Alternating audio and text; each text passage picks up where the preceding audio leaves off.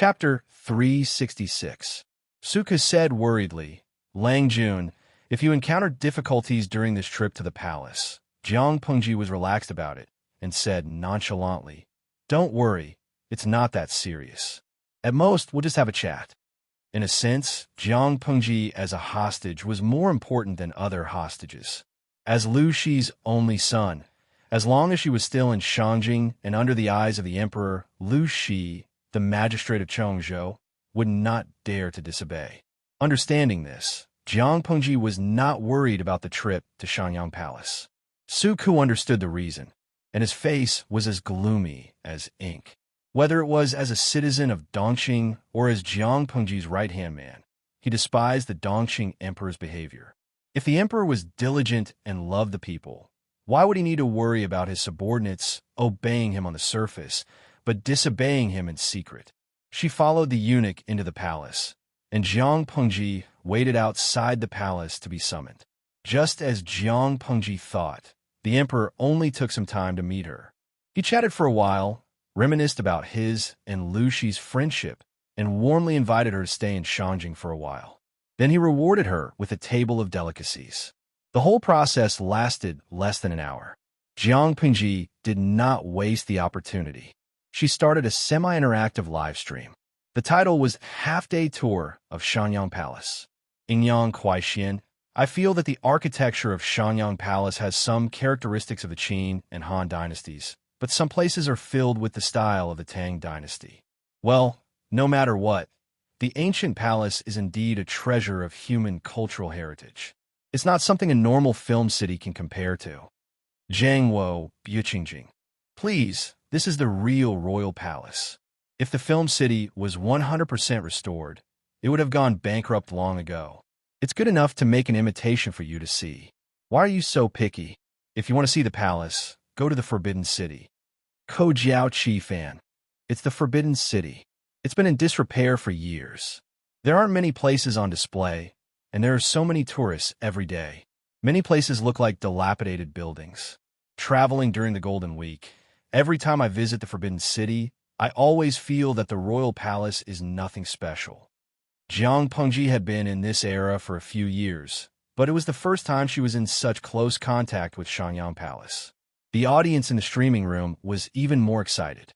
For their era, everything about the feudal dynasty aroused their curiosity and exploration.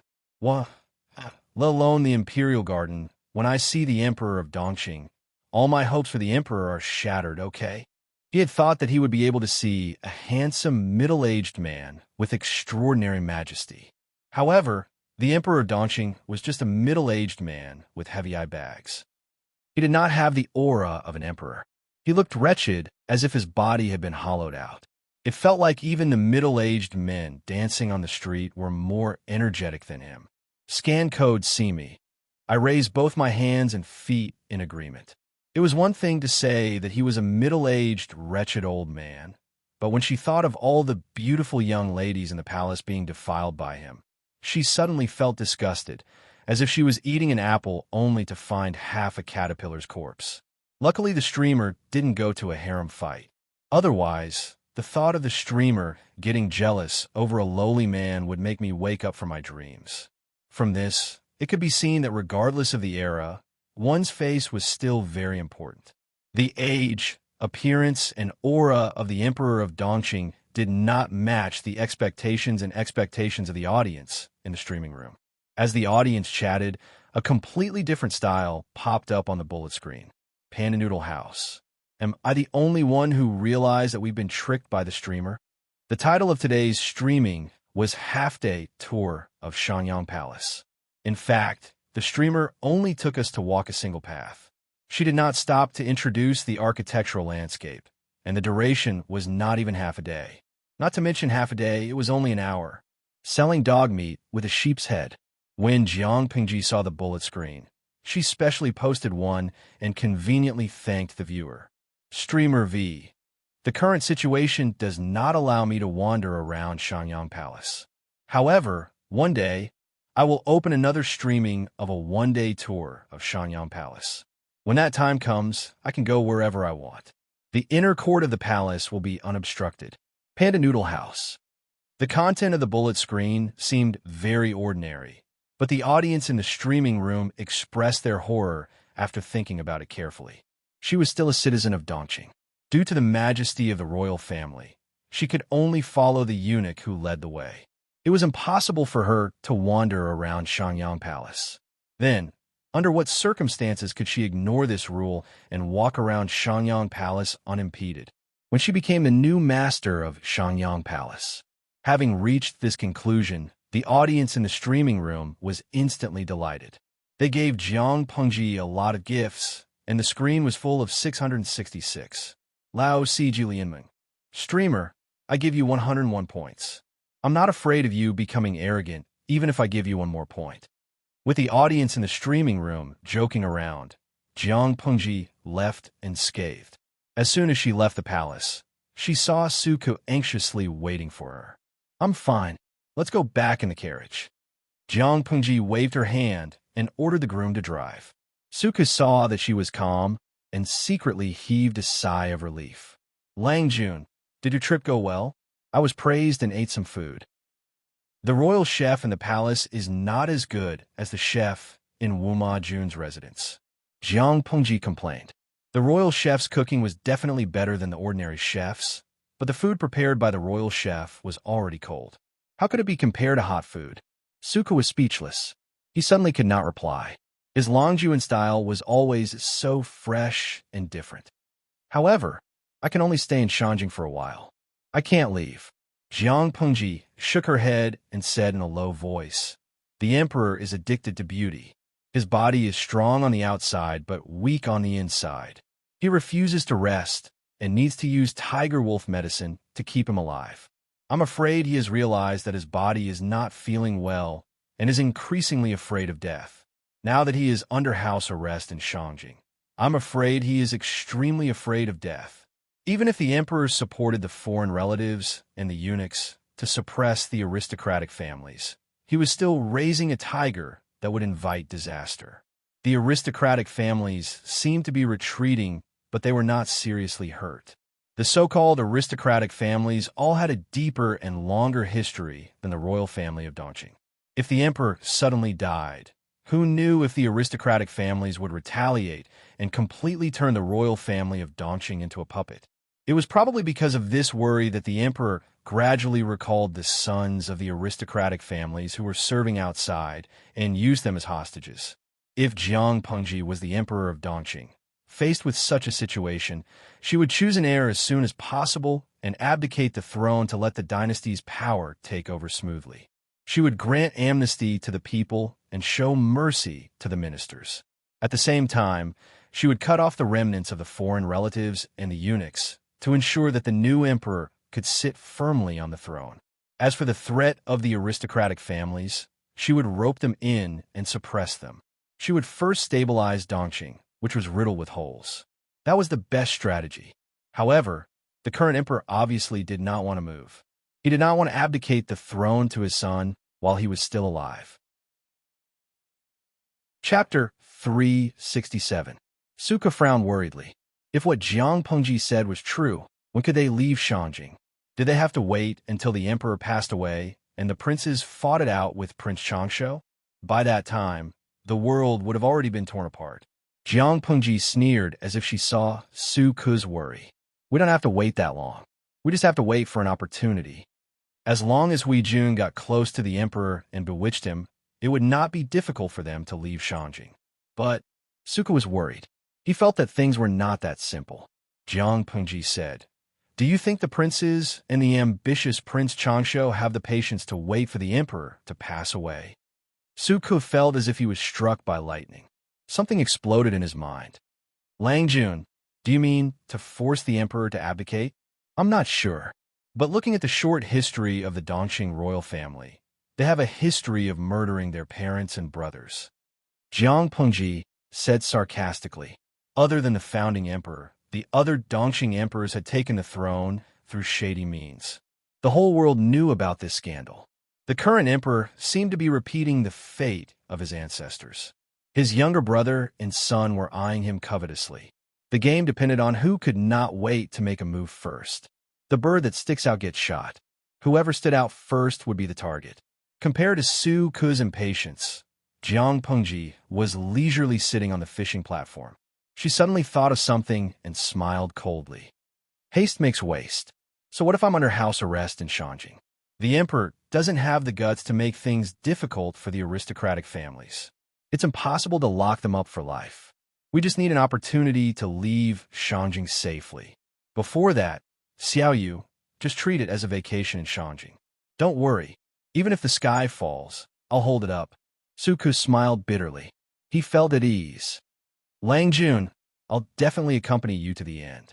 As soon as he finished speaking, the carriage fell into silence again. Jiang Pengji crossed her fingers and looked down. Her cold expression did not show any emotion. After the carriage traveled for a while, she suddenly asked, Xiao Yu, under what circumstances do you think the emperor will summon Prince Changsho to Shanjing? Su Ke was stunned. He thought about the question and said firmly, That's impossible. Why? Jiang Pengji asked. Su Ke answered, Everyone in the imperial court knows that Prince Changsho has formed cliques to pursue his own interests. Even if the emperor is obsessed with beauties every day and neglects the affairs of the imperial court, he cherishes his life so much. How could he summon this ambitious wolf to the capital? If that's the case, wouldn't that be inviting a wolf into the house? Yeah, I think so too. Jiang Pengji nodded in agreement. She did not see any good points in the emperor, but he had countless flaws. Although the emperor was muddle-headed now, he could kill the former emperor and ascend the throne from King Gongshan of Hejin County. He couldn't be a complete idiot. If he was sane, why would he summon Prince Changsho to the capital at such a critical time?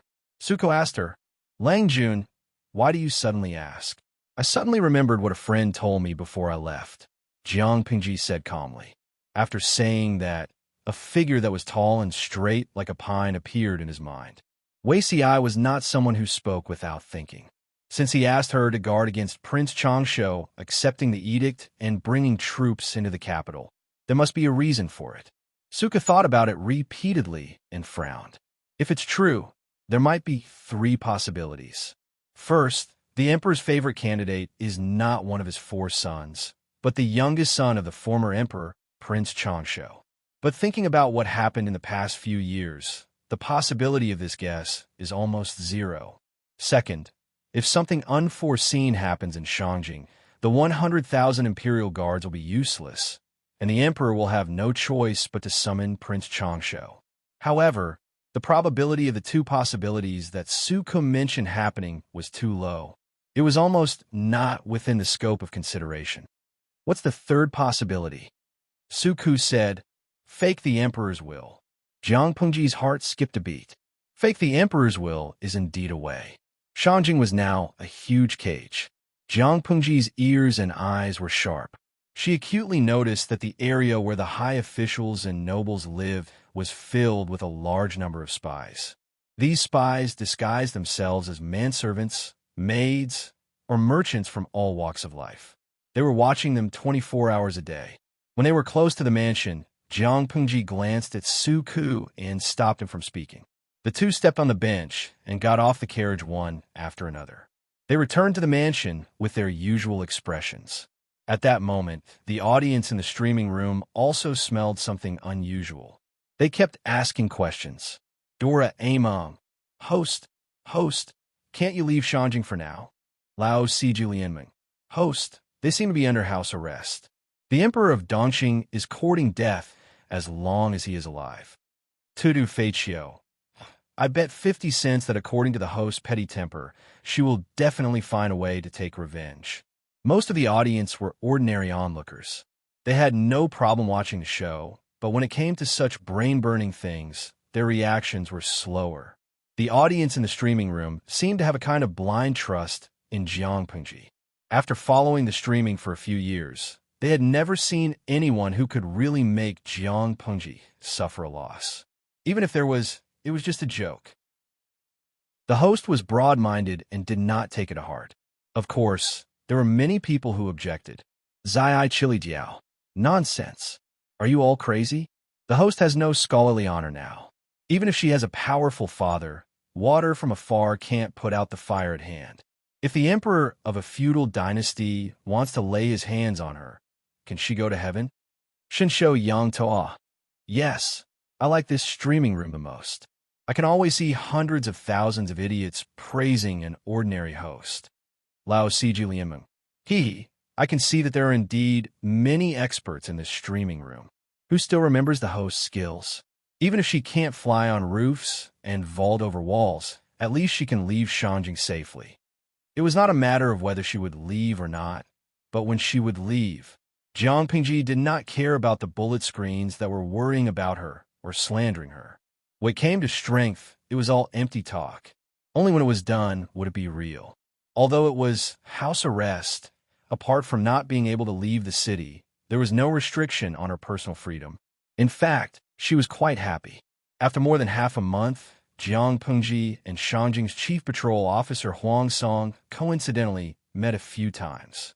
After a while, they became friends. Feng Ju, a mischievous child, came along. The three of them often drank tea and watched dramas. The place where they drank tea and watched dramas was naturally not suitable for children. Feng Jin, who knew about this, was speechless. She leaned against the table leisurely. A row of musicians was playing and singing in the corner of the room. The song was so sweet that it went straight to the heart. Jiang Pengji peeled peanuts and stuffed them in her mouth one by one. Chapter 368. It was already the middle of June. Jiang Pengji had already changed into cool summer clothes. With Lu Huan's wedding as the deadline, Jiang Pengji had stayed in Shangjing for almost a month and a half. The weather is getting hotter and hotter. I've almost visited all of Shangjing. I'm worried about how to spend tomorrow. Hearing Jiang Pengji's complaints, a glint flashed across Feng Ju's eyes, which immediately turned into helplessness. If it were anyone else, they would have long lost their patience. However, Jiang Pengji still ate and drank as she should. She could hold her liquor very well. He did not know what his second brother thought of her. He actually felt that she was better than Bogeo. In terms of eating, drinking, and having fun, Bogeo was indeed inferior to Lu Shi. Compared to Feng Ju's probing from time to time, Huang Song played the role of a fair-weather friend vividly. The three of them gathered together to eat, drink, and have fun. They did not talk about business, but only talked about romance. It's okay. We'll go somewhere else tomorrow. Brother Lu, don't worry. I know a lot of good places to go. Huang Song winked at her, looking like an adult who had a tacit understanding. After they got closer, he originally wanted to call Jiang Pengji Brother Shi, but she disliked the way he addressed her. She made him change it. Jiang Pengji held a peanut in her mouth and joked, "If you say this to Huayu, I'll be happy the whole day tomorrow, even if I don't go out." After hearing that, Huang Song suddenly looked distressed. "Brother Lu, you can't be like this. I'm doing this for your own good. It's fine if you don't repay my kindness, but why do you have to trick me? If a brother Khan knew that he brought Feng Ju to indecent places all day long, wouldn't he slap him? Didn't the old master say that food and lust are human nature? This is the pursuit of life. Food with the left hand and lust with the right. Even saints can avoid this custom, let alone ordinary people. Besides, Huaiji is not a 3-year-old child. He only went there for a while and didn't do anything. Second brother Feng is too strict," Huang Song muttered quickly, as if he wanted to use this to calm the guilt in his heart. Feng Ju mocked Huang Song for being semi-illiterate. There was nothing wrong with this evaluation. He did instigate Feng Ju to look for an artist, but she had a strict upbringing. It was okay for her to sit and drink and watch the dance, but she refused to do anything that overstepped her boundaries. "Haha, you can explain your fallacious reasoning in front of Huayu." Jiang Pengji sneered. Feng Jin's control over his younger brother was very restrained, but he was secretly flirtatious. Huang Song was getting bolder and bolder. If it weren't for the fact that Wei Jingxian was about to give birth, which had almost squeezed out Feng Jin's mind and left him with no time to care about other things, he might have long discovered that Feng Ju had been abducted by Huang Song to run around and fool around. "Brother Lu, your words hurt my heart." Huang Song's face scrunched up into a ball. It was obvious that he was putting on a show. This person's ability to liven up the atmosphere was not weak. In order to achieve his goals, he did not care about his personal image. When he was playing around, he was very open. Even if all the nobles in Shangjing spoke harshly to him, most of his peers of the same class followed his lead. Jiang Pengji only found out about this after she got to know Huang Song up close. He was very popular. Where does it hurt? Jiang Pengji asked with a smile. Huang Song pretended a sigh. Everywhere. It hurts. My heart is bleeding. Jiang Pengji held back her laughter and teased. Speaking of glib tongues, among the people I know, you're definitely one of the best. After peeling the peanuts, she looked at the sky outside. The sun was gradually setting, and the orange sky was filled with a different kind of beauty. In the words of the audience in the live stream room, it was dusk, the time to meet the devil. After paying, they each got on their horses. Huang Song said, Brother Ju, Brother Lu, I'll send you to second Brother Feng's residence first. Okay, then I'll have to trouble you. The medical officer and the midwife both said that Wei Jingxian was about to give birth in the next 2 days. After hearing the news, Jiang Pengji planned to go and take a look. Feng Jin and his wife were also hostages who were under house arrest. Their personal freedom was not restricted, but pregnant women were sensitive and thoughtful. They lacked experienced elders to take care of them. It was their first child, so the young couple always felt uneasy. On the way, Jiang Pengji looked at the street and frowned slightly. Something was not right. Seeing the situation, Huang Song asked with concern, Brother Lu, are you not feeling well? No, I just feel that the streets have become much more deserted these 2 days. The stray cats and dogs that are usually seen have disappeared, Huang Song said. Yes, after being reminded by you, I also feel strange. I suddenly remembered something. 2 days ago, the wolf dog at home was in a strange mood. It scratched the wall all night and howled nonstop in the middle of the night. The old man wanted to kill that beast. Jiang Pengji was startled. Is that true? She did not keep any animals with her, so she did not pay much attention to it. Sai, how can it be fake? When I go back tonight, I might see that beast stewed in a pot. Huang Song quite liked the wolf dog, but unfortunately, the old man was the master of the house. There was nothing he could do about it, no matter how much he liked it. Jiang Pengji smiled and said, That's good. There's an extra meal tonight. Huang Song said with a pained heart, Brother, your words hurt. Feng Ju looked at the two of them chatting and was suddenly speechless. He felt that he was leading 2 naughty children. Jiang Pengji's heart was somewhat stifled. She vaguely had an ominous feeling. Her mental strength was very strong. In wuxia terms, the intuition of a martial artist was also stronger than that of an ordinary person. In layman's terms, her intuition was 100 times stronger than that of a beast. Recently, have you seen any strange things when you patrol the streets? Huang Song was startled and asked, What kind of things? The stray cats and dogs on the streets, the snakes, insects, rats, ants, and cockroaches in the corners. Are there any abnormal behaviors? Where Jiang Pengji lived, she could not even see snakes, insects, rats, ants, or cockroaches, let alone stray cats and dogs.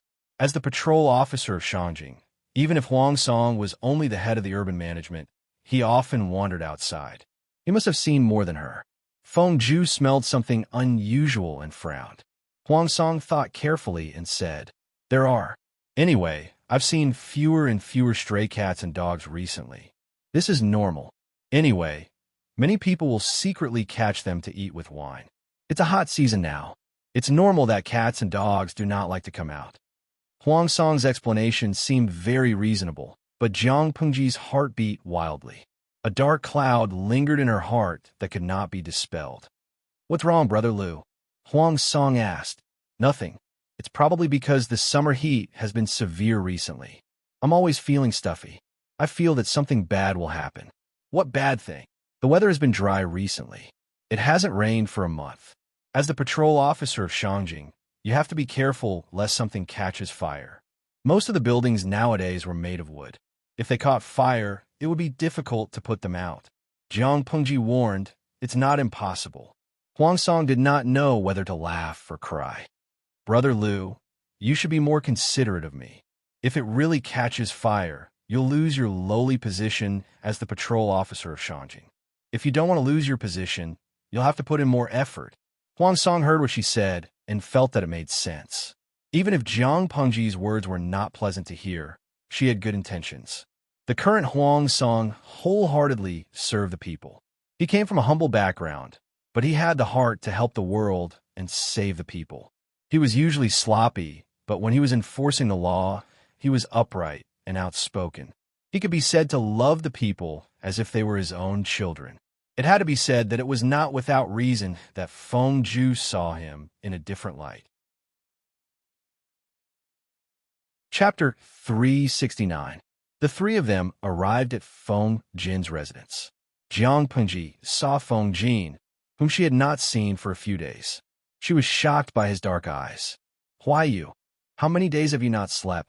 3 or 4 days. Feng Jin smelled alcohol and cosmetics on them. He was too tired to pursue the matter. Jiang Pengji complained. 3 or 4 days without sleep? Are you preparing to become a celestial being? Jiang Pengji learned about the joke from the audience in the streaming room. Feng Jin rubbed his brows to wake himself up. He did not have the energy to pursue the matter. Jingxian's stomach has been hurting for the past few days. She went to the delivery room a few times, but she came out again. It was getting more and more troublesome each time. He was so worried that he could not sleep. The child was purposely tormenting his inexperienced parents. Feng Jin had been tormented by his wife since she was pregnant. He could understand the difficulties of being a parent more and more. According to the customs of the ancient times, the father only needed to sow the seeds, wait for 10 months, and take over the child from midwife. When Feng Jin and his wife were under house arrest, Jingxian was discovered to be pregnant. Many things could only be solved by the husband and wife. The more he was involved, the more he felt a sense of security as a father. What about now? Feng Jin said. The midwife made some ginseng chicken soup. She's drinking it now. I asked Takshu to send some good old ginseng. I heard it's good for pregnant women. Feng Jin nodded. He had seen the old ginseng. Its age and medicinal properties were excellent. It was prepared for labor. Perhaps because he had not slept for a few days, his brain was a little slow. He only reacted after a while. Lanting, why are you here today? After Takshu sent the old ginseng, she went back and told me that Jingxian is going to give birth in 2 days. I was worried that you were short of hands, so I volunteered to make up the numbers. Jiang Pengji often visited Feng Jin's house during her stay in Shangjing. She was familiar with his servant. She asked the servant to make a pot of refreshing hot tea as soon as she entered the house. Drink some tea to wake up your mind. Don't fall asleep. Feng Jin thanked her tiredly. Thank you. He had been tense for the past few days, afraid that while he was dozing off, the other side would make a move. He was so nervous that he didn't dare to sleep for even a moment. With Jiang Pengji's arrival, he felt much more at ease and gradually felt sleepy. You and I are best friends. There's no need to thank me. Not long after, a series of painful cries came from inside the room. The maidservants and the midwife were running around in circles, and then there was no more sound. It was another false alarm. Feng Zhu also waited for 4 hours. The moon was high in the sky, but there was still no movement in the delivery room. As the father, Feng Jin was tormented. Wei Jingxian, who was pregnant and giving birth, was also exhausted. She was sweating profusely and her face was pale. The maidservant kept wiping her sweat with a damp cloth. The midwife checked and said that it was not the right time yet. She could rest for a while. Usually, it would take 6 to 10 hours for a pregnant woman's first child to be born smoothly. If it was a little more difficult, it might even take 3 to 5 days. 3 to 5 days. Feng Jin almost fainted when he heard the time. The midwife looked at him strangely. She had delivered countless children, but she had never seen a man as nervous as him. When it was midnight, Jiang Pengji asked Feng Jin to take a nap first. With her and Feng Zhu watching over the place, there would be no problems. When Feng Zhu heard this, he looked at her with a strange expression. If he did not investigate wrongly, the person in front of him seemed to be his second sister-in-law's ex-fiancée. How could his second brother be at ease? However, Feng Jin's reaction made his eyeballs almost pop out of their sockets. Okay, Lanting is here. Jean can rest assured. If it starts, wake me up. Feng Jean was already so sleepy that he couldn't stand it anymore. His mind was a little groggy. He asked the servant to bring a set of bedding and directly rolled it over his body. He leaned against the pillar and took a nap. Not long after, he fell into a deep sleep. Feng Zhu was speechless. Not long after, Wei Jingxian's cries of pain came from the delivery room. In order to save energy, she gritted her teeth. Her voice sounded very muffled. Women in ancient times giving birth. It's really scary. Jiang Pengji had sharp ears and eyes. She heard the movements very clearly. Her heart could not help but tremble. The methods of reproduction in ancient times were so backward that it made her hair stand on end. They could even be sentenced in the Federation. She spoke softly, so Feng Zhu did not hear her clearly. He only heard her lament that giving birth was not easy. Don't all women have to go through this? He said matter-of-factly. Jiang Pengji glared at him. There was a look of disdain in her eyes that made him scratch his head in confusion. She secretly poked the system and said in her heart, I guess I'll have to stay up late tonight. If I'm bored, I'll start a live stream. The system did not reply. It just silently started the live stream. It was estimated that it was also nighttime at the other end of the live stream. After a full 10 seconds, the number of people in the live stream room reached the upper limit of 150,000. Host V, it's boring at night. Let's chat to kill time. It was midnight. At the other end of the live stream room, it was only 12 o'clock at night. Nightlife had just begun. The people in ancient times did not have so much entertainment. The lighting equipment was only outdated oil lamps. To save money, they had long gone back to bed and fell into a sweet dream. At the same time, a short and frightened cry broke the silence of the night. Not long after, a spark lit up and lit the wick in the lantern. The rustling of clothes and the sound of steady footsteps came from afar. The light in the lantern was getting closer and closer. Zixia, what happened? Outside the house, a young man wearing a single garment and a cloak asked with concern. After a few breaths, there was a faint movement in the room. When the candle was lit, the closed door was opened, revealing a delicate and perfect face that was pale and frightened. I'm fine. There was a thin layer of sweat on Wei Si's forehead. He was panting as he spoke. I was just frightened by the nightmare. The young man slept in the room next to Wei Si. Nightmare? The young man asked curiously. What did you dream of? He was really curious. What kind of dream could scare Wei Si like this? It was as if he had lost his soul. Wei Si pursed his lips. After a long time, he said in a hoarse voice, I dreamed that there was an earthquake in a place. The city collapsed, and the houses were all in ruins. The people lost their lives in their sleep. There were cries of orphaned children everywhere. I can't bear to recall the tragedy in the world. This was not all about the nightmare. He also dreamed that the person he missed was buried in the ruins and was badly mutilated. He could not remember where the scene in the dream was, but the bloody color kept lingering in front of him, making it hard for him to breathe. An earthquake? The young man's expression tightened. He comforted him. It's just a dream. Don't take it seriously. Wei Si's lips were pale, and he was still in shock. Seeing this, the young man asked the boy's servant to start a fire and boil tea for Wei Si to calm down. The boy's servant had just started a fire and placed the teapot on the stove. He was horrified to find that the teapot lid was shaking slightly, causing the tea to spill out. Chapter 370. Such a scene scared the boy attendant so much that his face turned pale. He hurriedly shouted, Mister, there's a monster. The boy attendant noticed the unusual movement. The young man and Wei Si naturally noticed it too. The two of them hurriedly ran to an open space. The tremor lasted for the time it took to burn half an incense stick. Is this an earthquake? The young man tightened his cloak. Even though the night was still stuffy, he felt a chill all over his body. Wei Si's face was drained of blood and was pale.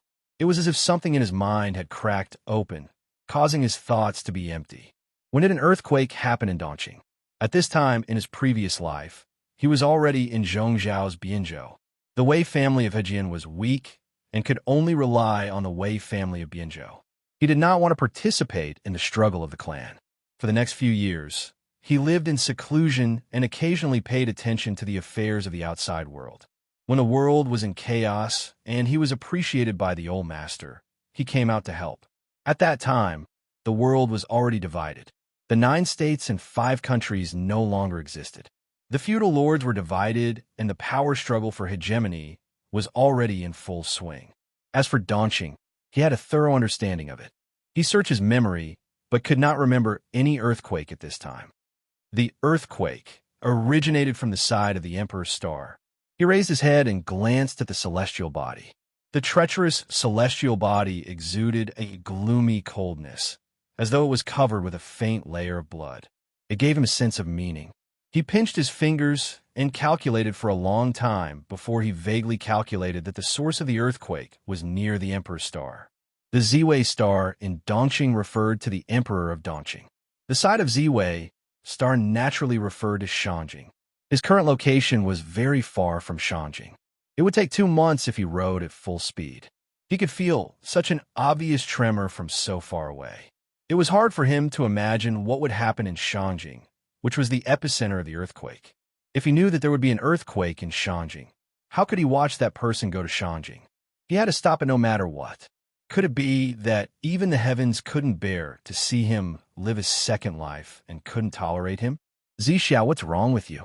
Who would dare to go back to the house to sleep during an earthquake? The young man and the boy attendant hurriedly went inside to move some bedding. They planned to sleep in the open space in the courtyard for the night. Everything would be discussed tomorrow. Suddenly, he realized that his friend seemed to have lost his soul. Shihong, I'm fine. I just thought of the nightmare just now. That might be a warning from the heavens. He had just had a nightmare, and when he woke up, there really was an earthquake. Wasn't this a warning for the heavens? The young man looked worried. Dongqing today, how can it withstand such torment? The officials neglected the affairs of the court, and the court was filled with the lackeys of their relatives and eunuchs. Who knew how many people were buried in this earthquake? How many people will survive? Wei Si's gaze was distant. It was unknown if he had heard his friend's murmur. 2 flowers blossomed, one on each side. Jiang Pengji's alertness was far sharper than that of a beast. Half a minute before the earthquake, her nerves were already stretched to the limit. She had never felt so flustered before. Her heart was beating abnormally fast. Stop sleeping. She slapped Fengju's back and woke up the naughty child who was secretly taking a nap. I'm very flustered. Fengju looked at Jiang Pengji in confusion. What did it have to do with him that she was panicking? Do you want me to rub it for you? Fengju maintained a cold expression. The audience in the streaming room burst into laughter at his godly reply. The bullet screen was full of comments from people who felt sorry for the naughty child. He was courting death with such depth. Get lost. Who asked you to rub it? Jiang Pengji said rudely. Her rude attitude made Fengju's impression of her even worse. I think something is going to happen. Go and wake Huayu up. Go to an empty place in the courtyard and wait. I'll go to the delivery room to take a look. Fengju's temper rose after being treated so rudely by her. However, Jiang Pengji's actions were agile and swift. She had already gotten up and went to the delivery room. At this moment, the midwife suddenly opened the door of the delivery room and said, Madam is moving. What? At this time? Jiang Pengji was stunned. A strong sense of crisis rushed from the soles of her feet to her brain. She raised her hand and waved the midwife away. She pushed her to the corridor and quickly rushed into the delivery room. The midwife was shocked by her sudden action. She cried out and fell to the ground on her buttocks. There seemed to be a cracking sound at her waist. She had twisted it. In the next moment, the ground shook violently, as if the sky and earth were turning upside down. The earth quaked and the mountains cracked. The loud sound of the house collapsing exploded in everyone's ears. Dust filled the air. The terrified screams were drowned out. Everything happened too suddenly. The audience in the streaming room was completely dumbfounded. When they came to their senses, the streaming screen was already in a mess. The eaves suddenly collapsed and fell on the maidservant in the delivery room. Blood and flesh splattered all over the ground. Jiang Pengji's physical potential exploded in an instant. Before the eaves were about to hit Wei Jingxian, Jiang Pengji hugged Wei Jingxian along with a thin blanket.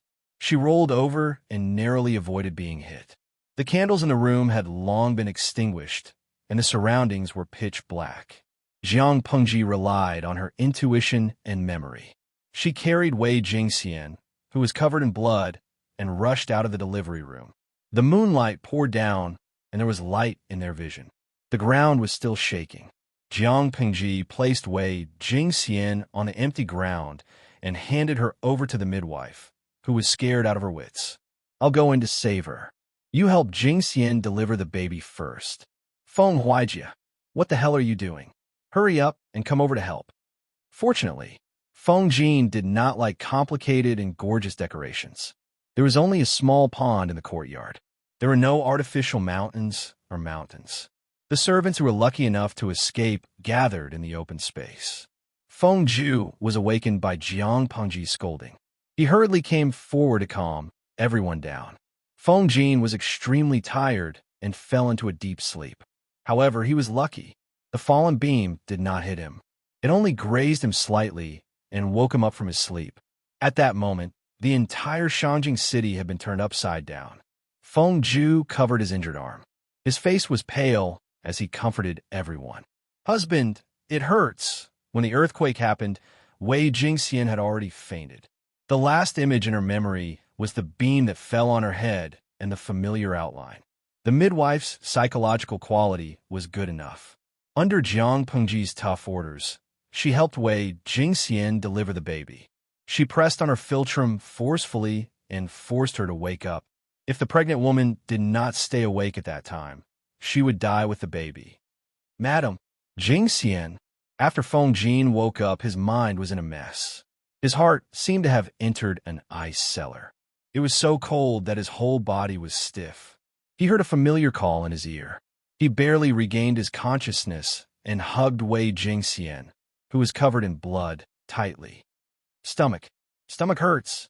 Wei Jingxian felt a sharp pain in her stomach. It was as if something hot and wet had burst. It stained the clothes and bedding under her. Waves of intense pain passed through her brain. I'm going to give birth. In another place, Jiang Pengji rescued 2 injured servants and placed them in an open space. The entire mansion had been turned into ruins. There would be waves of aftershocks. She could only try her best. Fortunately, the houses in ancient times were low. Even if there were aftershocks, she did not have to worry about being buried in the ruins. She dug out some bedding and bedsheets from the ruins and threw them to Feng Ju. Surround it and make a temporary delivery room. Get someone to search the stove and boil hot water as soon as possible. Chapter 371. At that moment, the live stream room was in an uproar. The usual bickering and ridicule were nowhere to be seen. Before a disaster, people's compassion would always overcome all negative emotions. Shinsho Yang Toa, streamer, you're injured too. Hurry up and stop the bleeding. Zai Chili Jiao. Earthquake. It's actually an earthquake. I felt the entire screen shaking violently just now. I hope the streamer is safe and sound. I hope no one dies in that world. I feel my hands trembling, even when I type. However, how could there be no deaths in such a large-scale earthquake? Even in their world, when the Luchuan earthquake happened in China, there were extremely heavy casualties. Not to mention in ancient times where rescue measures were extremely backward. In such an era, it was not the end after the earthquake.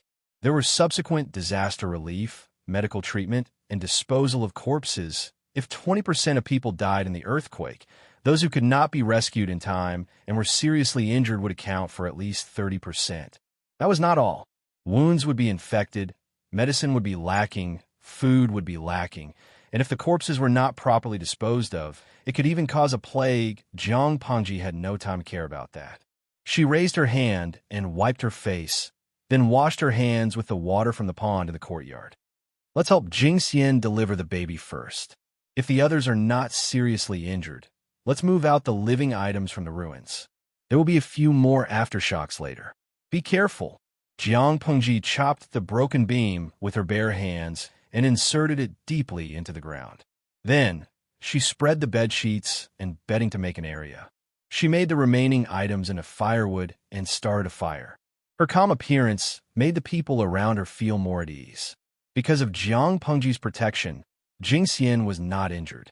However, as a pregnant woman about to give birth, she was frightened and her situation was very critical.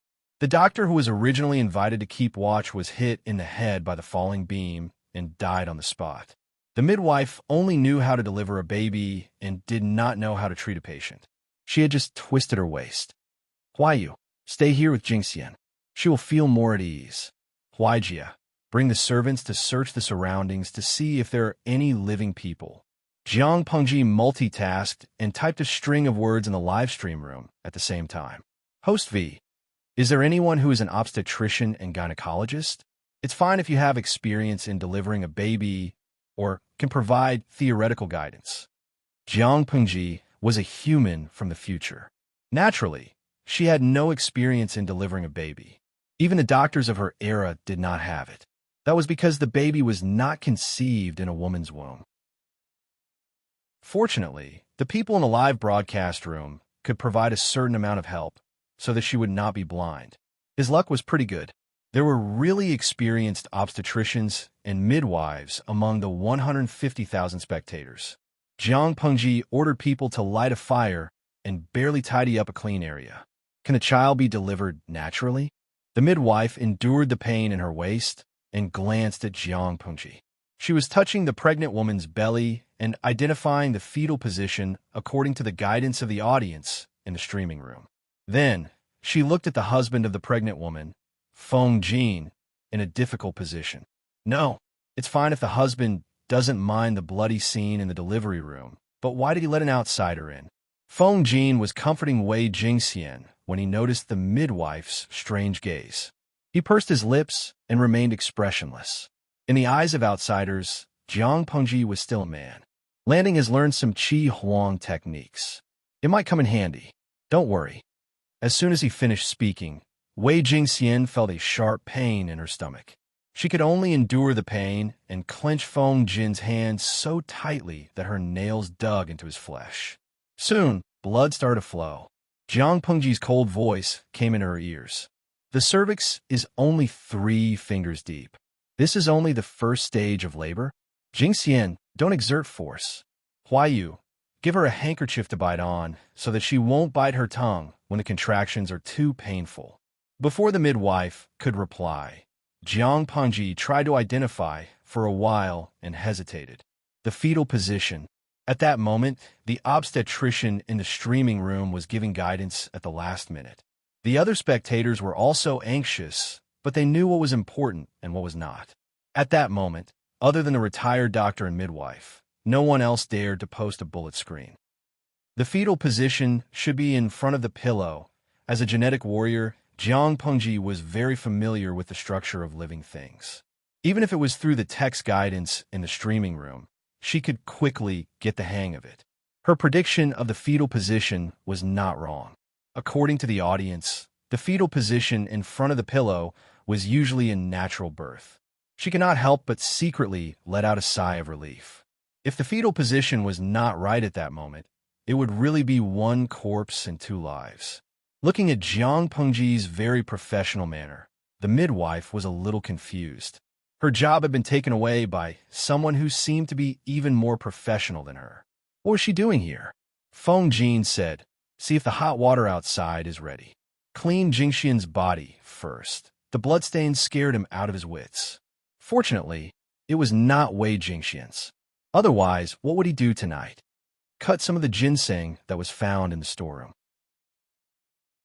When the cervix is open to the 10th finger, it will be able to give birth. When that time comes, you will need strength. Jiang Pengji wrung the cloth dry and wiped the sweat and stains on Wei Jingxian's face. Although it was summer, the temperature was still very cold for a pregnant woman. There was even a fire in the area that was surrounded. Get someone to wash the cloth with hot water. Cut a few pieces and put them on the fire to dry. There are ruins everywhere. The swaddling clothes that were prepared previously can't be used anymore. Jiang Pengji paid attention to the fetal position and the text guidance of the audience in the streaming room. Before the cervix was open to the 10th finger, there were a few strong aftershocks in Shangjing. Fortunately, Feng Jin had been watching over her. Wei Jingxian's emotions were considered stable.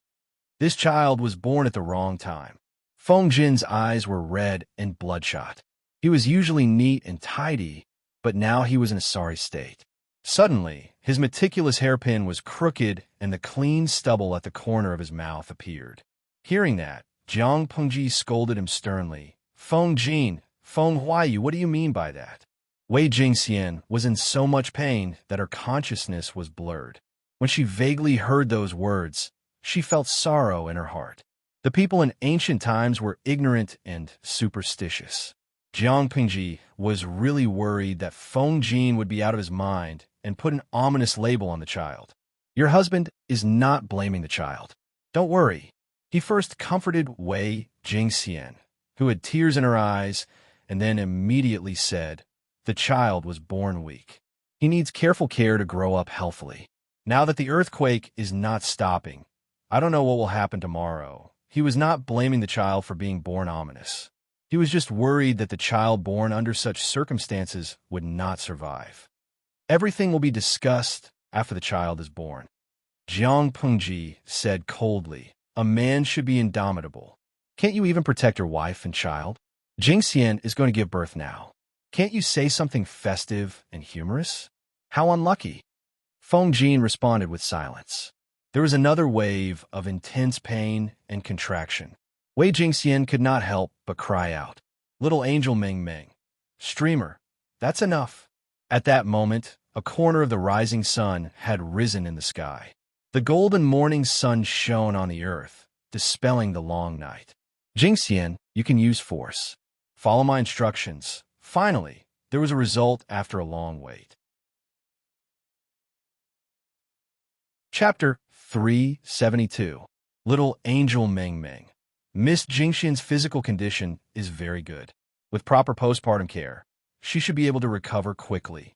I'm not sure about the child's condition. However, the child was born tenaciously in this world. I think the heavens will bless this little life. After the retired obstetrician and gynecologist said this, the silence in the live broadcast room seemed to have been lifted and the number of comments slowly increased. Shinshou Yang Tao. I was sweating the whole night and didn't dare to leave the screen. I never knew that giving birth was so painful for a woman. Just now, I called my mother while trembling. I was wrong. I shouldn't have scolded her over such a small matter. Love spicy sticks. I won't hate the streamer anymore. You're really someone who can go to heaven. Melancholy. I've been thinking for a long time after watching the live stream for the whole night. Wei Jingxian was a brave girl. I saw the greatness and tenacity of a woman in her. I thought of my girlfriend, who was the same age as her. Not long ago, we had forgotten to use birth control, and she had gotten pregnant. At first, I thought that we were still young, and there was no rush to have a child. I planned to abort it tomorrow, but now, I want to repent to her. Inyang Kuaixian. The birth of a new life is indeed touching and delightful, but I'm more concerned about whether I can tip the streamer so that she can buy disaster relief items. In the face of disaster, unity is strength. Saving one life counts, even if it's a dimension away. This bullet screen was quickly liked and pinned to the top. Of course, Jiang Pengji saw it too. She cleaned up the baby and wrapped him in swaddling clothes to prevent him from catching a cold. She bit her lip. Host V, I'll try my best. After this bullet screen was sent out, the rewards received by the system increased explosively. The previous rewards were all for praying for children or celebrating the birth of a child. The later rewards were all for praying for disaster victims. Of course, there were also viewers who mocked Jiang Pengji for trying to make a fortune out of the disaster. As soon as this bullet screen was posted, it was immediately rebutted. Inyang Kuaixian. Are you F*** King retarded? I've been following this live broadcast room for several years, and I've never heard the host take the initiative to ask for tips or other things. Do you think everyone is as heartless as you? If she's such a person, I'll livestream myself eating my keyboard. De Zhuangzhu's wife? Idiot. I've made the call. Pick it up. Potato, beef gafen. Hee hee, you must have watched too many of those coquettish bitches' live broadcasts. Do you think everyone is greedy for money? There was a huge earthquake and so many people died. How could you say such inhumane words? Doesn't your conscience hurt? Jiang Pengji was initially disgusted, but after seeing so many words of support for her, the discomfort in her heart vanished. Just for this, it was worth it for her to shed all pretense of cordiality with the system. Feng Jin and Wei Jingxian's first child was a little girl. Her face was wrinkled and red. She looked like a monkey that had lost its fur. But at that moment, Jiang Pengji felt that this child had a beauty that could cause the downfall of the city. She handed the child to the Feng couple, who were anxiously waiting for her. Give her a hug. She's a beautiful daughter. Thank you. Feng Jin's face was pale. When the child was just born, he felt so nervous that he almost suffocated. Now that he was holding this life that was so soft that it seemed to have no bones, his chest was unprecedentedly soft. Lanting, give this child a name. At that moment, Wei Jingxian felt a little better and regained some strength. She looked at her husband and then at Jiang Pengji. How could she not know? Lanting, help me give her a name. Wei Jingxian revealed a pale smile. She was covered with a blanket and there was a fire next to her, which helped to dispel the chill in her body. She knew that if Jiang Pengji had not rushed in and carried her to the delivery room, they would have been sent to hell by the falling beam. Now that she could safely give birth to the child, it was all because of the person in front of her. She was not afraid of losing her life, but when she thought about the possibility of the child being born because of this, she felt a piercing pain in her heart. Jiang Pengji heard the couple's request and was stunned. Give her a name? In this era, when a newborn was born in every family, the father had to wait at the door for the first passerby to give his child a lowly name. Ordinary people had the saying that lowly names were easier to support, but that was the habit of ordinary people.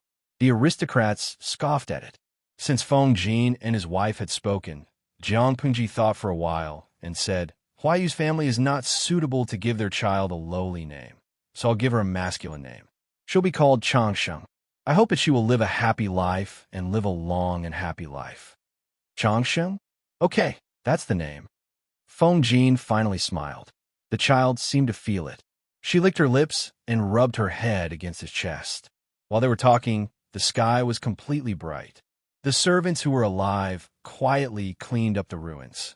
They were lucky enough to survive, but most of them were buried in the ruins and could not see the light of day.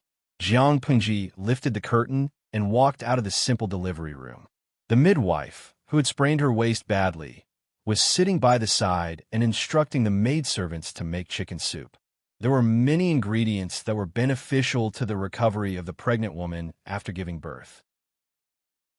When the midwife saw her, she quickly asked the maidservants to bring a copper basin. There was a cloth towel beside the copper basin, and it was filled with warm water. Langjun, do you want to wash your face?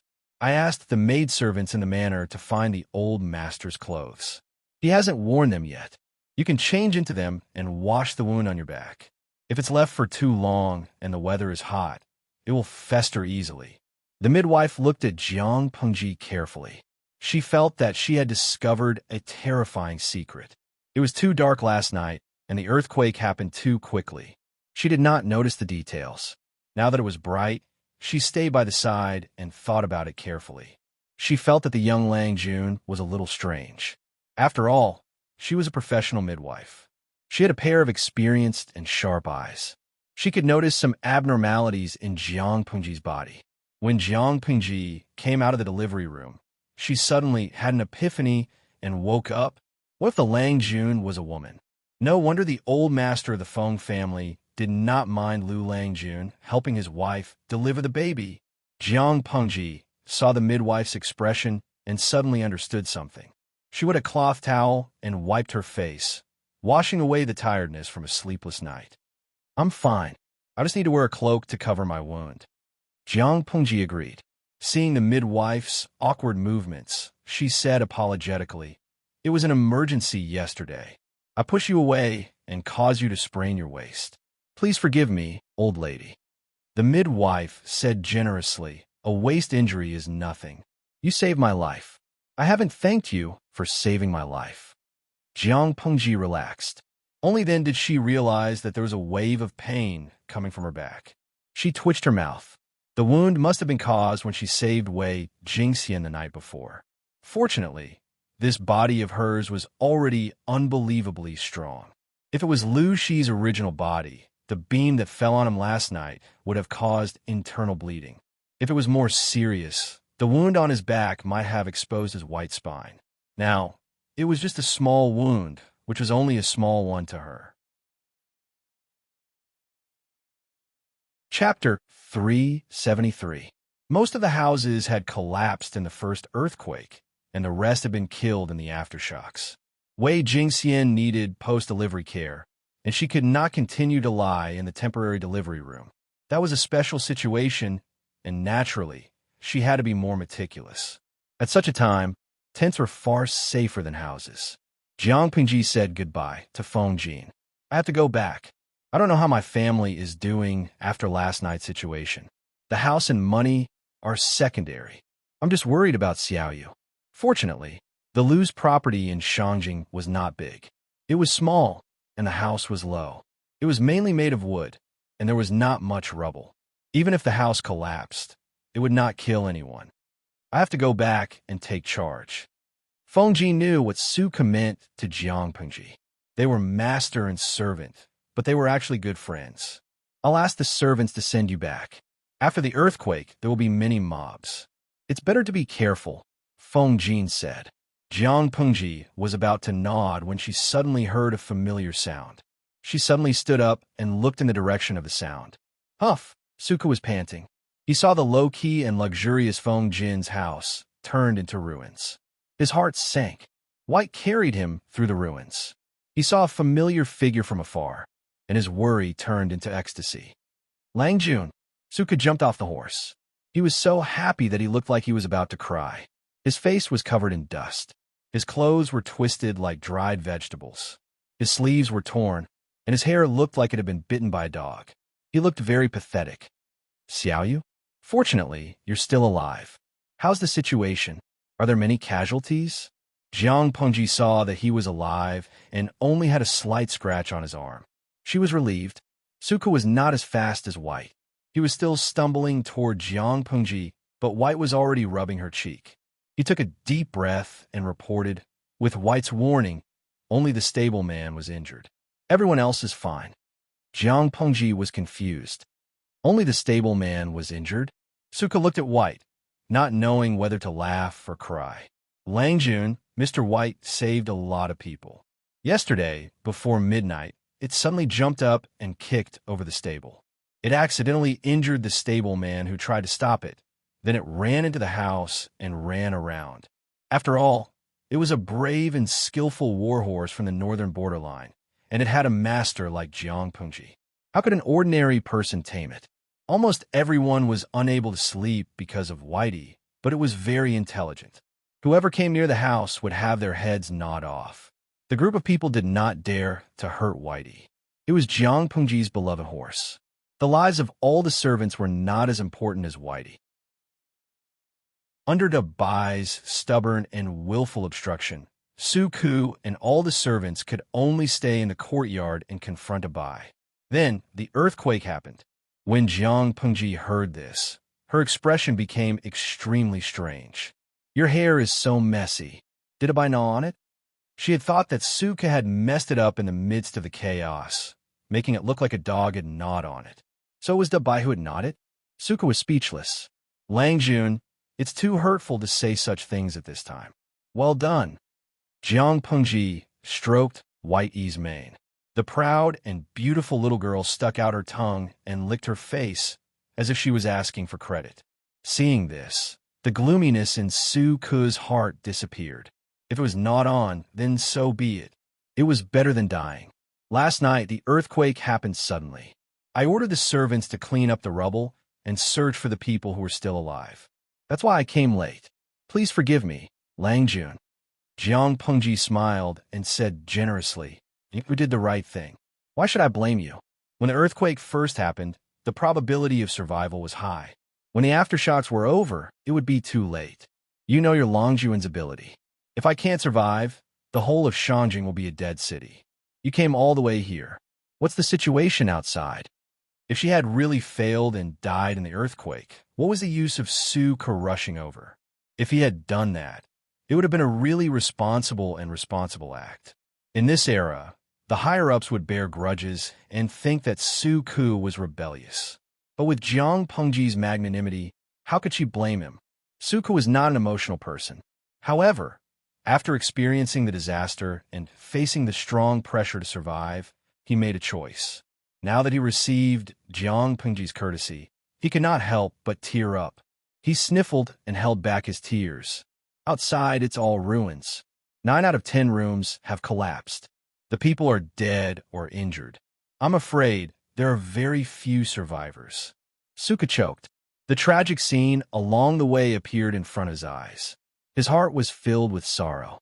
In ancient times, the people worked and rested from 9 in the morning to 5 in the evening. The earthquake happened after midnight. At that time, most of the people were already asleep. The earthquake happened so suddenly, and the tremors were so strong. How could they escape in time? 9 out of 10 rooms have collapsed. Jiang Pengji let out a long sigh. She sat down on the ruins as if she had lost all her strength.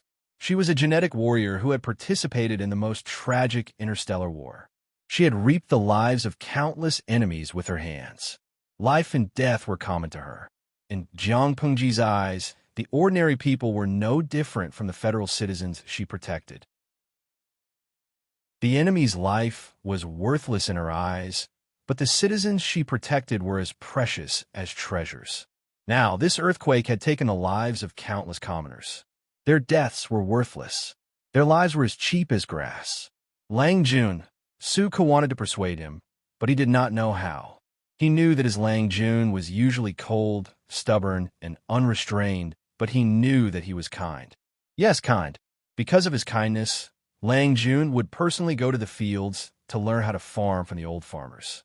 He would understand the customs of the fields and crops. He would draw and improve the farming tools. He would not hesitate to spend money to ask the craftsmen to further improve according to the drawings. He did not think that other aristocratic families would lower themselves to do that. Apart from that, there was also a troop to suppress bandits and protect the peace of Hejin County.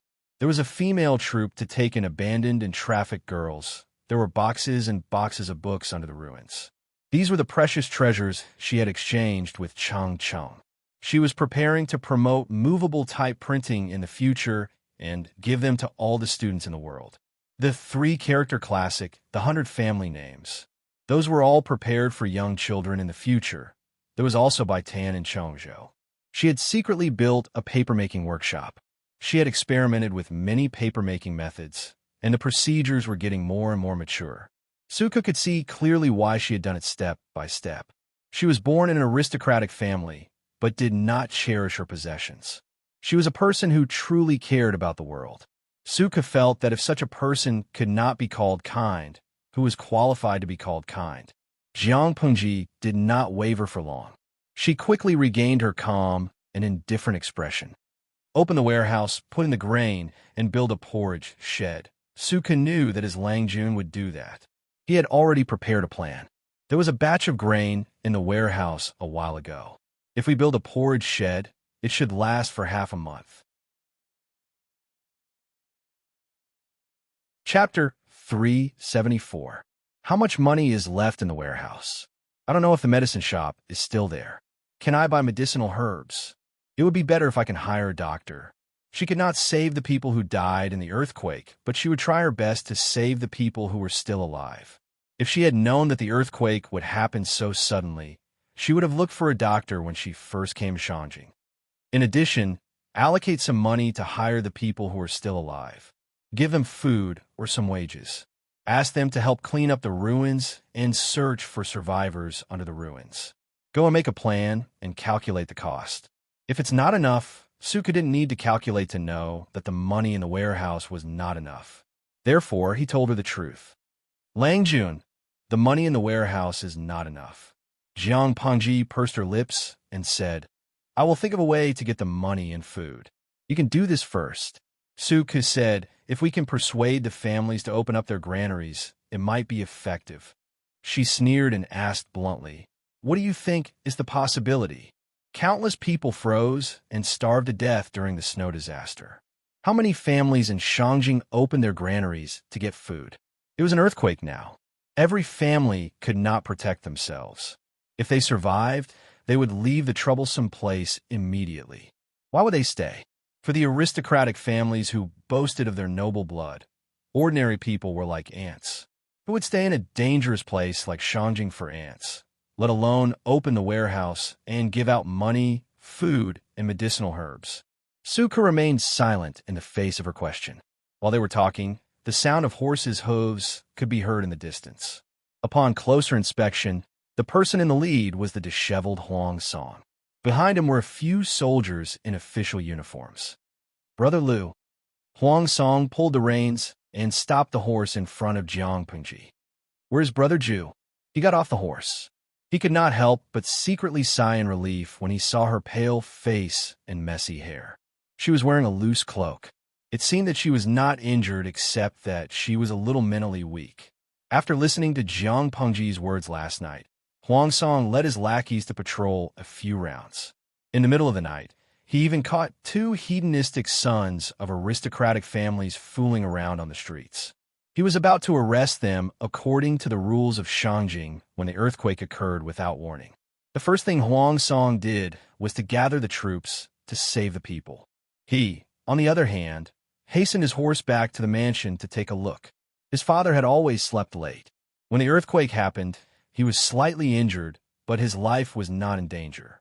He was lucky enough to escape. Huang Song ordered the surviving servants to save the people, search for money and food in the ruins, and place the old man in a relatively safe place. After making all the arrangements, he brought people to this area to search and rescue the officials and nobles who were trapped under the ruins. All of Shangjing had been reduced to ruins. 9 out of 10 rooms had collapsed. Along the way, Huang Song's heart sank. Who knew how many people would be left alive in Shangjing City after this disaster?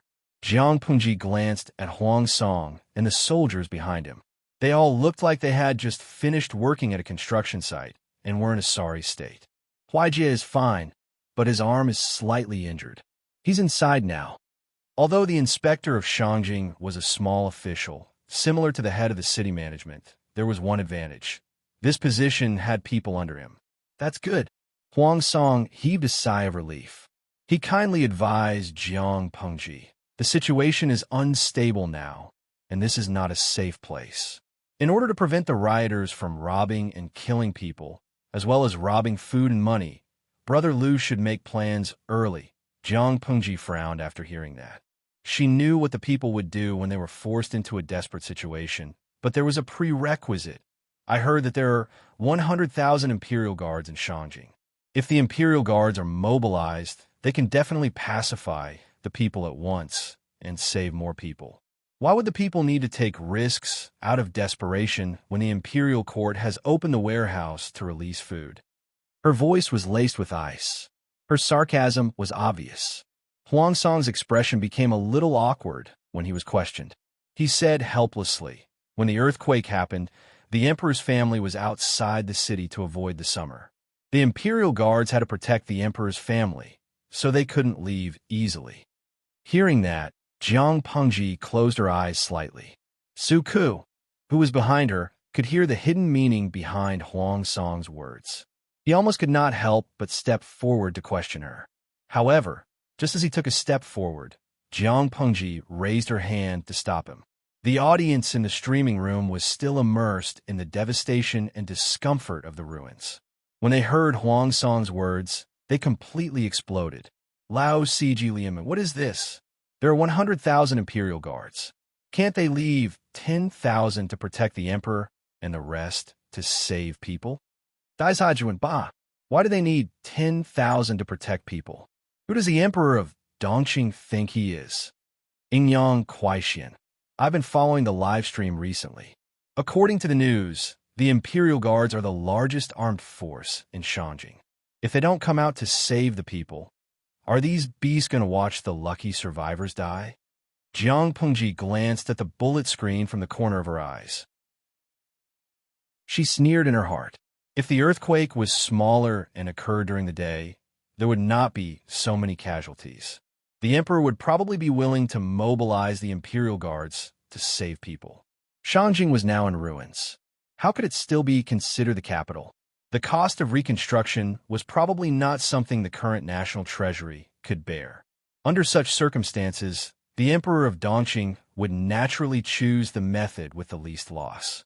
Zai, Chili Jiao. Hee, you have to know that in ancient times, the lives of the people were like grass. Life was indeed precious, but you had to be a high official or noble. Take Brother Huang Song, for example. He brought people to save people, but they were all famous people in Shanjing. The speed of rescue in ancient times was so slow. At the same time, if ordinary people were saved, the officials and nobles might die. Put the two together. Who do you think will be saved first? Waha. I remember the Luchuan earthquake. I was in university in Luchuan at that time. The earthquake happened and the dormitory collapsed. I was rescued from the ruins by a soldier. Looking at this streaming room, I just want to know if I was an ordinary person, will I be able to live? Beef soup Bujia Jiang. The person above, don't be funny. If that was the case, your corpse would have been cold long ago. You would probably have finished the reincarnation process. Baliadong Shizhan fan. Let's not talk about it. It's full of negative energy. I want to smash my keyboard. I'm going to do something positive to calm myself down. I'm going to post on Baidu and see if I can attract some rich people to reward me in a streaming room. The audience in the streaming room chose to believe in Jiang Pengji with the prestige and credibility accumulated over the years of streaming. The rewards of various amounts continued. Huang Song seemed to have some sources of information. He had a good impression of Jiang Pengji, so he could not help but hint. Now that the emperor can't even take care of himself, Brother Liu, take the opportunity to leave quickly. From now on, you can fly freely in the sky and swim freely in the sea. If you're too late and the emperor remembers you and second brother phone, I'm afraid you won't be able to leave. After he finished speaking, he resumed his business-like expression. Jiang Pengji sneered. Lu Shi, may not have other things, but I still have a backbone. If I abandon everything and escape now, what difference is there between me and a coward? You don't have to hide it from me, Bogeo. I'm not stupid. I know very well that the emperor saw that 9 out of 10 houses in Shanjing had collapsed. He was too lazy to spend a huge amount of money to rebuild the capital. So he wanted to leave with the nobles and the important ministers and move the capital directly, right? Who would spend a huge amount of manpower and material resources to rebuild Shanjing if they were going to move? If there was no intention to move the capital, even if the emperor was afraid of death, he would still send the imperial guards to save the people, even if it was just to save face. The dignified capital could not only have the emperor, but also the people. Now that the imperial guards were grasping tightly and refusing to rescue them, it meant that they were abandoning the people. Naturally, the intention to move the capital was obvious. Chapter 375. Jiang Pengji snorted coldly. I won't leave, even if the emperor really moves the capital. Huang Song's expression was complicated. The Jiang Pengji in front of him was completely different from the Jiang Pengji he knew. She tore away her usual lazy and cold facade and revealed her most aggressive side, which made people's eyes light up. He admired this Jiang Pengji even more, but her choice also made him regret. Huang Song persuaded her softly, sincerely thinking for Jiang Pengji. I'm afraid it's not up to you to decide whether you want to leave or not. When the emperor is angry, blood will flow. This is not a joke. If you don't leave now, you'll really be under house arrest in the future. The emperor thought of ways and roundabout ways to control the aristocratic families as hostages. Now that the earthquake in Shanjing was unfavorable to the emperor, he would not let go of the hostages in his hands. If the aristocratic families acted rashly, someone might be sacrificed to warn the others. The earthquake happened not long ago. The emperor could not even take care of himself. If Jiang Pengji packed her belongings and fled through the night, she would be safe as long as she entered the boundaries of Chongzhou. Even if the emperor pursued the matter, the magistrate of Chongzhou, Lu Shi, could shield her. The situation in Dongqing was grim.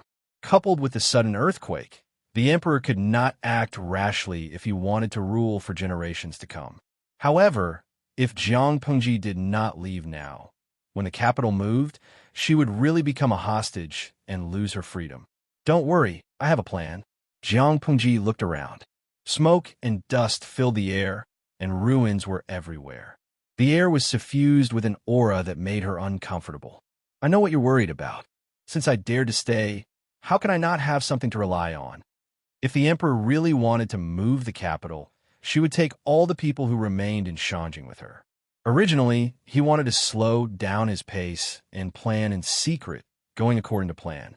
However, her opponent's stupidity and suicidal behavior made her unable to tolerate it. However, she was faced with a very awkward problem. Money and food were secondary.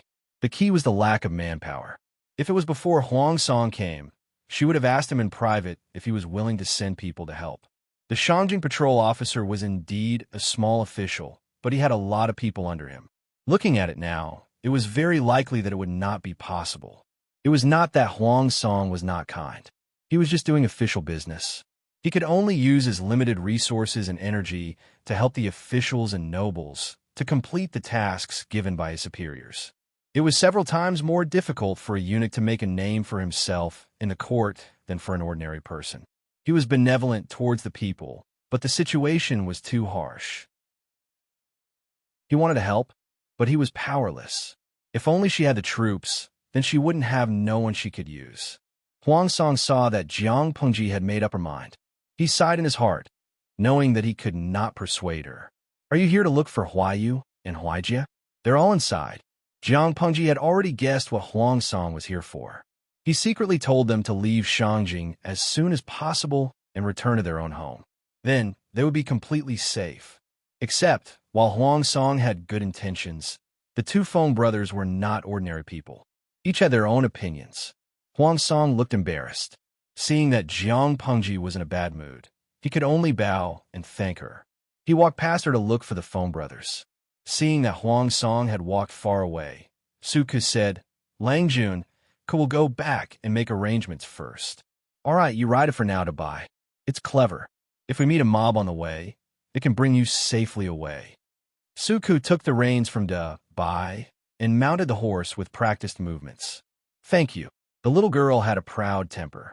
If it was not to look for Jiang Pengji, it would not have allowed Suku to ride on its back. Now that Jiang Pengji had given her permission, Suku was not rejected by Bai. Jiang Pengji waited in the same spot for a while. Not long after, she saw Huang Song coming over expressionlessly. When they passed each other, they nodded and went about their own business. As the patrol officer of Shangjing, Huang Song had an obligation to rescue the trapped officials and nobles and ensure their safety. Jiang Pengji's tent was very sturdy. It could accommodate 3 adults without feeling cramped. Wei Jingxian, who had drunk some nourishing soup, had already fallen asleep in the tent. The newborn Changsheng drank colostrum and fell asleep sweetly. Regarding this, Feng Jin's heart ached terribly. For the sake of this child, he had chosen 3 wet nurses after running around. They were healthy, had sufficient milk, and had good manners. In the earthquake last night, one of the 3 had died. The other 2 had been seriously injured and could not nurse the child at all. However, they could not let the child starve because there were no wet nurses. Could they? The husband and wife looked at their crying daughter. Wei Jingxian could only open her mouth and ask if she could nurse the child herself. The child had just been born. When he cried, he twitched. He was as weak as a kitten. She felt sad and uncomfortable when she heard it. Feng Jin's face darkened at that moment. It was not because of Wei Jingxian's suggestion, but because he really felt sorry for his child and wife. Which pregnant woman in a noble family would be reduced to a wet nurse to nurse the child? Wei Jingxian was not the wife of a noble family, but she was the legitimate second wife of the Feng family.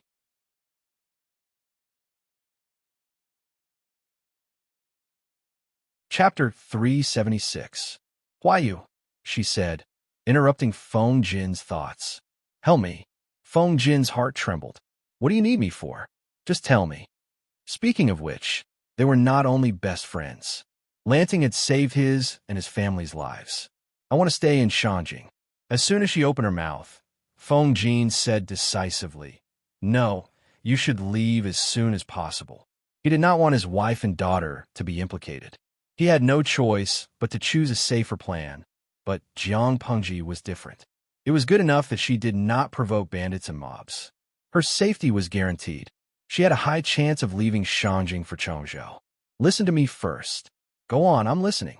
Feng Jin calmed his emotions. Jiang Pengji said, You saw it too. The emperor wants to give up on the people of Shanjing and choose to move the capital. The imperial guards are his lifeline. He won't let them go easily. We can't expect him to suddenly repent and become a king who loves the people like his own children. Huayu, have you thought about how the surviving people of Shanjing will live if we don't do anything? So, I want to stay and help them. If the Dongqing emperor wanted to move the capital, she would move the surviving people of Shanjing. Feng Jin sighed and poured cold water on her. Lanting, I know you are kind and virtuous, but you can't do it alone. What about the manpower needed to save the people? What about the food that the surviving people needed? What about the medicine needed to treat the wounded? That was only the most basic requirement. What about the dead people's bodies? It was summer and the corpses were rotting quickly. If they were not handled properly, it would lead to the spread of the plague. If the plague appeared, there would be a large number of patients. They did not have a doctor who could treat the plague. Most of the people in the world were fools.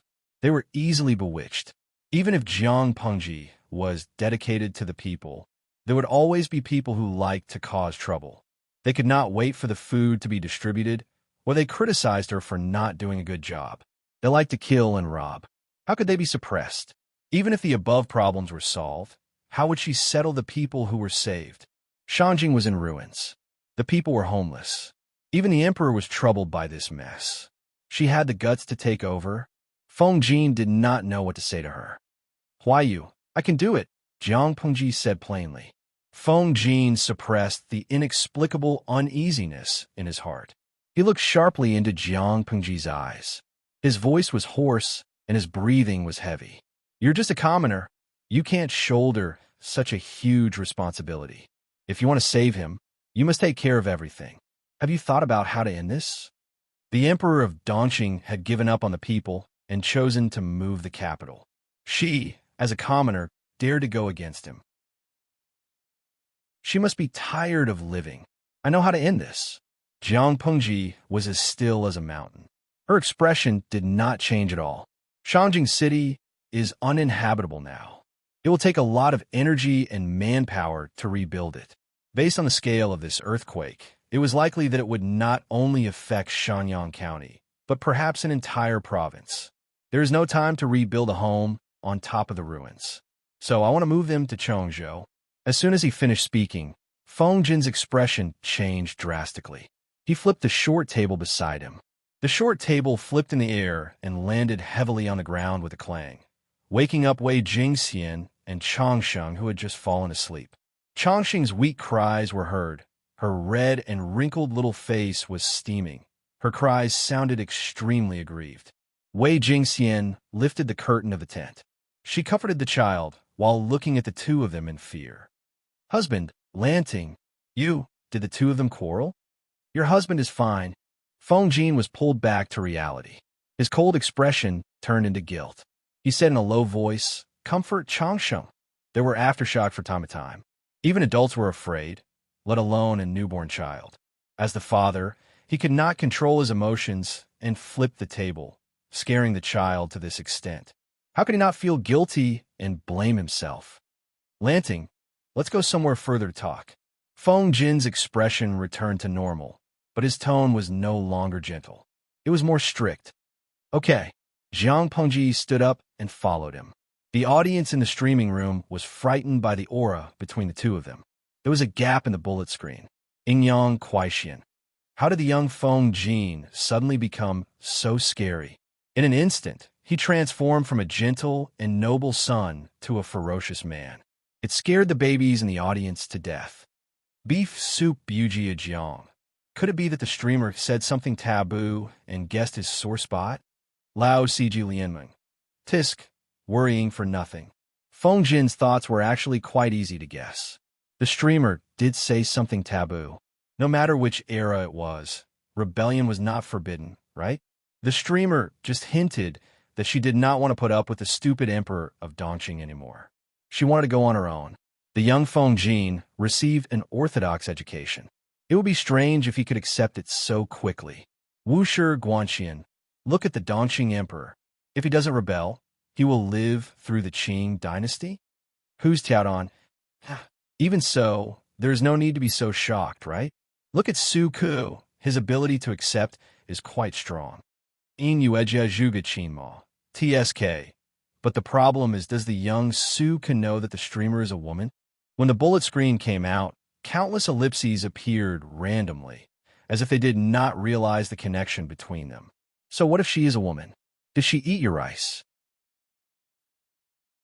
After a long time, when the audience realized what it meant, they were suddenly speechless. The streamer was a reliable friend in the young Feng Jin's heart.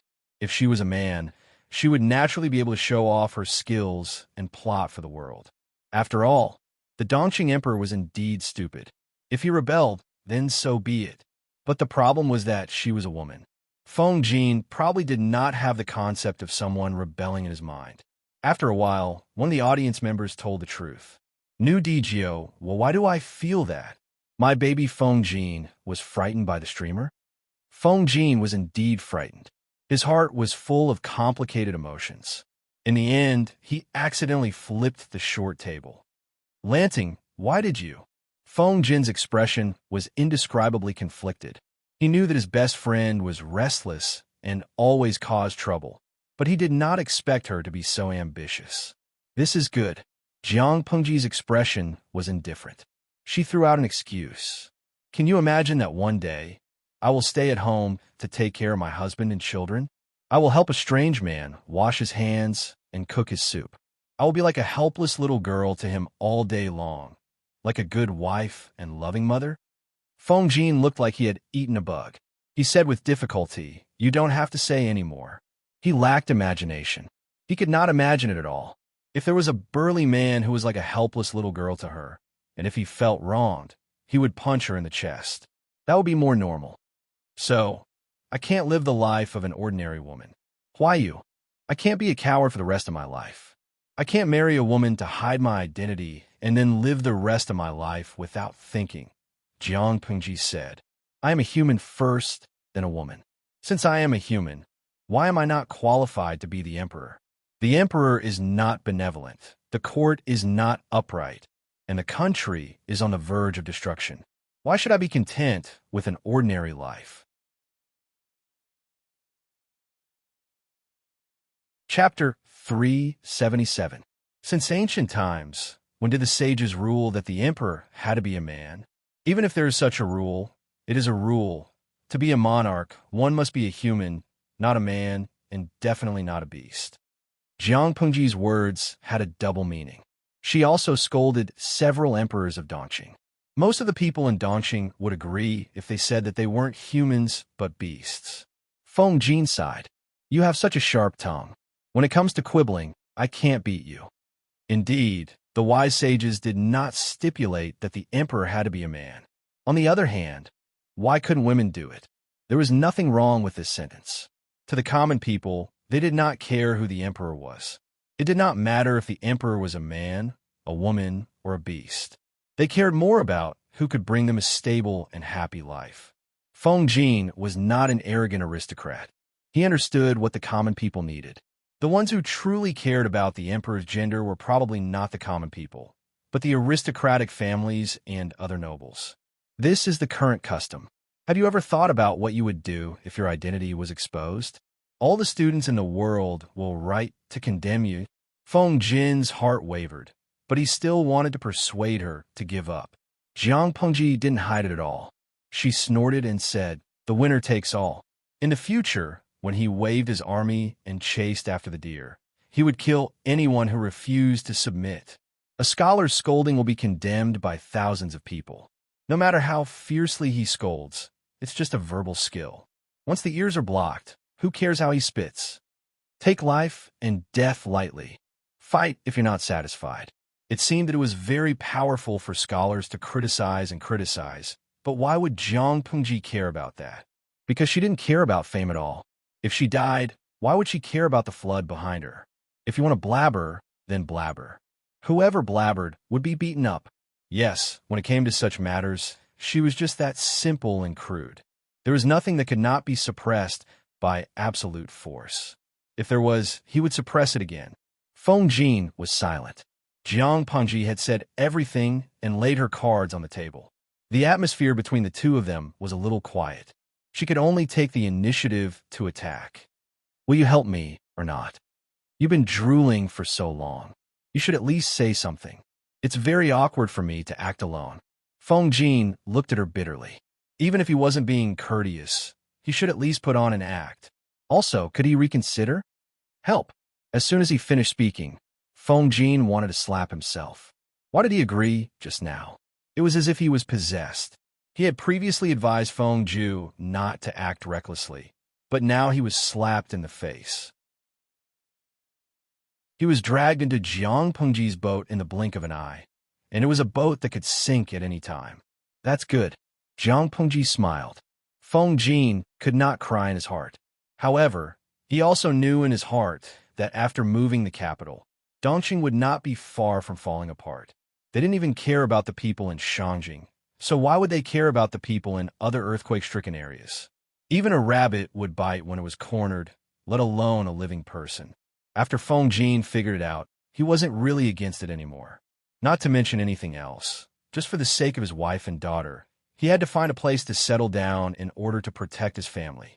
Jiang Pengji told him about the arrangement that she had told Su Ku. Feng Jin's worries were similar to what they had talked about before. At present, the four things they lacked the most were manpower, money, rice, and medicine. You should organize the people in the residence first. I will ask Xiaoyu to transfer the others over. In short, they had to first set up porridge stalls, organize manpower and the surviving citizens to clean up the ruins, and clear out a place to settle the wounded. The aftershocks haven't ended yet, so we have to ensure everyone's safety first. Feng Jin knew that Jiang Pengji was doing this for the sake of the people. There are only 26 people in Jin's residence, including the guards, maids, and servants. The warehouse has been cleared out, but there are still some meager assets. He pulled himself together and said, "These are secondary. Has Lanting ever thought that if you send troops without a good reason, you will be criticized by others and be suspected by the officials?" Jiang Pengji already had a way to deal with this. If she used it properly, she might be able to get her a decent official position. I want to write a letter to express my feelings so that I have a good reason to send troops. Jiang Pengji said, "The emperor abandoned the people and moved the capital elsewhere. Who wouldn't feel guilty doing such a shameless thing? How will he enter the imperial mausoleum to meet his ancestors after 100 years? I think if I take the initiative to take on this matter and help the emperor cover up his shame, do you think he will be willing? I think not only will he be willing, but he will also be happy to see it happen." Everyone understood the logic. The key was that no one dared to stand up, but she dared. Feng Jin was silent, and his mouth was dry. He had to admit that the broad-mindedness and even foresight of the person in front of him were rare in the world. If I do well, the emperor will reward me generously and put the credit on my face to fool the people. If I don't do well, he can push all the blame on me and say that I did not do my job well. He will throw all the baseless accusations at me. No matter what, the emperor will not be at a disadvantage. This is the first point. Jiang Pengji was calm from beginning to end. This was what Feng Jin admired most about her. The second point is that after the capital is moved, the imperial capital will be far away from the three tribes of the northern borderline. The emperor will naturally not have sleepless nights, and Chongzhou will be less important to Dongqing. My existence as a hostage will not be as important as before. The emperor will allow me to stay. Good plan, Feng Jin said. It was a good plan, but in the eyes of others, the effort and gain were not comparable. Who would be willing to do that? I think so too. Jiang Pengji crossed her arms in front of her chest and giggled. Therefore, I will have to trouble Huayu to write the memorial for me. Feng Jin's expression froze. He was dumbfounded. The bullet screen in the streaming room was full of laughter, sweeping away the solemnity from before. Ingyang Kuaixian. No, my dear Feng Jin has not completely joined the streamer's pirate ship. Is it really good to reveal your true colors so soon? What if you scare him away? Don't be afraid, capture him. I still have to deal with the matter of money and rations. Xiaoyu is not by my side. Who else should I trouble if not you? Such a matter-of-fact tone made Feng Jin's hands itch. However, she said she could solve the problem of money and rations. It was not that Feng Jin did not believe Jiang Pengji, but he felt that it was a fantasy. Believe me, after Jiang Pengji finished speaking, her expression returned to its usual calmness. Submitting a petition to explain the situation had a high chance of success. Or rather, it was a done deal. The Dongqing Emperor had been wary of Liu Shi for a long time. In the past, it was because of Hu County. Now it was because he was the Chongzhou magistrate and was guarding the borders. If Jiang Pengji did well, the emperor could shamelessly steal the credit and minimize the impact of moving the capital and save some face. If Jiang Pengji did not do well, not only would she be tricked, but even Liu Shi would not be able to escape. His position as Chongzhou magistrate would be taken away. This was a huge gamble. In everyone's eyes, she would lose without a doubt. But it was also because of this that she wanted everyone's jaws to drop. System, if you're still alive, say something. Chapter 378. She came with ill intentions. Even if the system was just a bunch of data, it had been with Jiang Pengji for a few years and understood her temperament. Hearing her speak in such a tone, its heart skipped a beat and its nerves were completely tensed up. It deliberated for a while before responding, "What's the matter, host?" Jiang Pengji took advantage of the fact that there was no one around and found a flat spot to sit down. She placed her fingers together in a leisurely manner. Little did she know, the more she behaved like that, the more perturbed the system felt. Jiang Pengji said leisurely, "Do you remember that year when I asked you if popularity points could be exchanged for food during the snow disaster in Shangjing? You told me that my streaming room's level was not high enough. Even if it was high enough, 10,000 points could only be exchanged for a mere 50 kilograms of food. Is that right?" The system was different from a living being. It had back-end data, so it was impossible for it to forget. Jiang Pengji had mentioned it in detail, so the system naturally could not pretend to be deaf and mute. Thinking of the scale of the earthquake, the system felt much more at ease. It could guess what Jiang Pengji wanted to say. "Host, do you want to use popularity points to exchange for food? Since the streamer's streaming room has been upgraded to level 4, the exchange section can be opened. If you want to exchange for food, you can do it now." "Ha! Greedy guy." Jiang Pengji lowered her eyes and hid the disdain in the depths of her eyes. She had not relented in the past, so how could she relent now? Apart from the 23 million popularity points she had accumulated, the remaining 33 million points in her back-end point account were the rewards from the livestream viewers for the earthquake. This figure was under the premise that the system had already divided half of the points. In other words, since the earthquake, the livestream viewers had gathered at least 66 million points. Jiang Pengji had tested the viewers before and knew the approximate prices on their side. 1 yuan of rewards was equivalent to 1 popularity point. The exchange rate given by the system was 10,000 points for 100 kilograms of food. What did that mean? It meant that 10,000 yuan could buy 100 kilograms of rice. The price of rice on the livestream side was different. The most common 20 kilograms of hardcover rice was about 50 yuan. Calculating the above ratio, it was obvious how black-hearted the system was. If it was under normal circumstances, Jiang Pengji could pretend to be blind and let the system embezzle her points for profit, considering that the system was still useful. Pigs could only be slaughtered after they were fattened. However, the rewards were used for disaster relief. Jiang Pengji had to keep her promise to the live stream viewers. Therefore, she could make a deal with the system, but the ratio had to be adjusted. Don't you think you're looting a burning house with 10,000 points for 50 kilograms of food? Jiang Pengji's mouth twitched. However, the system said, a transaction is a matter of mutual consent. How can you say that you're taking advantage of the situation? Jiang Pengji secretly twitched the corner of her mouth. She hadn't taught the system a lesson for the past few days, so it was getting cocky, wasn't it? She guessed that the system thought that she could only choose to trade with it if she wanted to exchange for food. That was why it was so stubborn. Jiang Pengji clicked her tongue and intertwined her fingers together in boredom, as if she was absent-mindedly in a daze. Can't the ratio be adjusted? She asked. The system replied, no. This is the ratio that has been set since the beginning of production. Neither the host nor the system has the right to change it. Jiang Pengji heaved a long sigh in her heart. Some people always had the appearance of villains intoxicated by success. After suffering a calamity, they still refused to give up until they saw the Yellow River. It was really annoying. She did not continue to negotiate with the system. Her right index finger swiped through the air and pulled out her own attributes.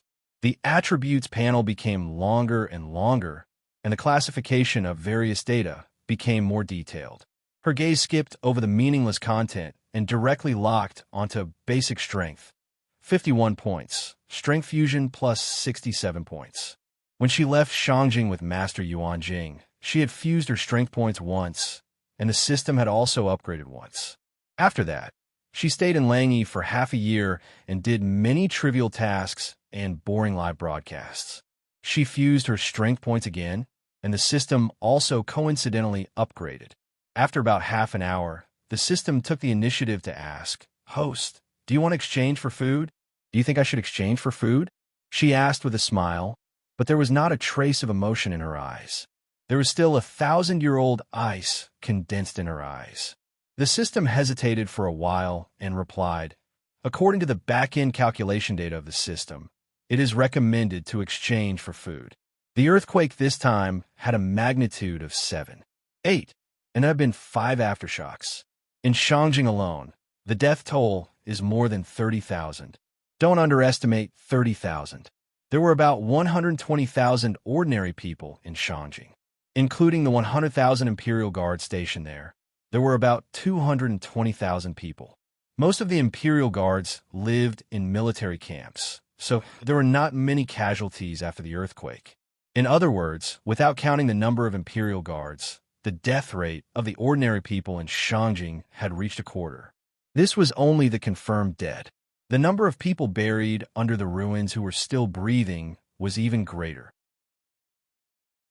The system displayed the data, clearly telling Jiang Pengji that if she wanted to be a saint, she should not be distressed about the points. If she was distressed about the points, she should not continue to talk. So what if it took advantage of the situation? If she was unhappy, she could not exchange for food. It was not its fault that people died. Anyway, it had nothing to do with it. Hearing the implied meaning of the system, Jiang Pengji did not become angry from embarrassment. Instead, she revealed an inscrutable expression. The system thought that Jiang Pengji would admit defeat in the end, but not long after, it realized that something was wrong. She was too calm. Could it be that it could not hold it in? Jiang Pengji seemed to be talking about family matters. System, we have been bound for 3 to 4 years, but I don't think I have properly introduced myself. The system felt a little uncomfortable, but it could not tell what was wrong. It could only ask, didn't you introduce yourself? A long time ago, Jiang Pengji did not have a good relationship with the audience in the live streaming room.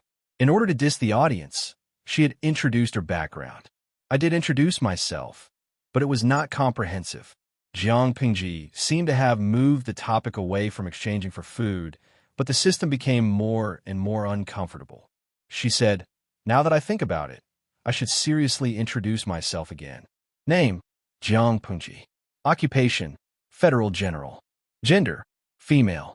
She is the commander of the 7th Army Corps. She holds 1/10 of the real power in the Federation. I know all this. The system looked patient, but in fact, it was already impatient. A hero does not boast about his past achievements. No, I haven't finished, Jiang Pengji said. There is a rigid requirement for the commander of the army. The system said casually, "What the hell is the requirement?" The development of the mental brain must reach at least the SSS level, Jiang Pengji replied calmly. However, to the system, this answer was tantamount to a sudden clap of thunder. It was as if a bomb had blown up its brain. The system did not respond. Jiang Pengji said again, "Scientists use scientific standards to classify the mental brain. From the lowest F to the highest SSS, there are a total of 21 levels. Every time one advances a level, the mental brain will be qualitatively improved. The higher the level, it does not mean that the IQ is higher, nor does it mean that the development of the brain is higher. It only means that the mental energy is higher. Why are you running?" Before she finished speaking, a small source of energy seemed to be peeling from her brain. A pure, mental strength firmly imprisoned it. Chapter 379. Jiang Pengji curled her lips mockingly and said, "I haven't finished speaking. You're not giving me face at all." The system was silent. If it did not escape now, was it going to wait for death? If it was in a perfect state, of course, it would not be afraid of her. It was as if everyone's mental and brain domain was not 3S. If the mental and brain domain were to fight, no one would have an advantage if they fought with their lives on the line.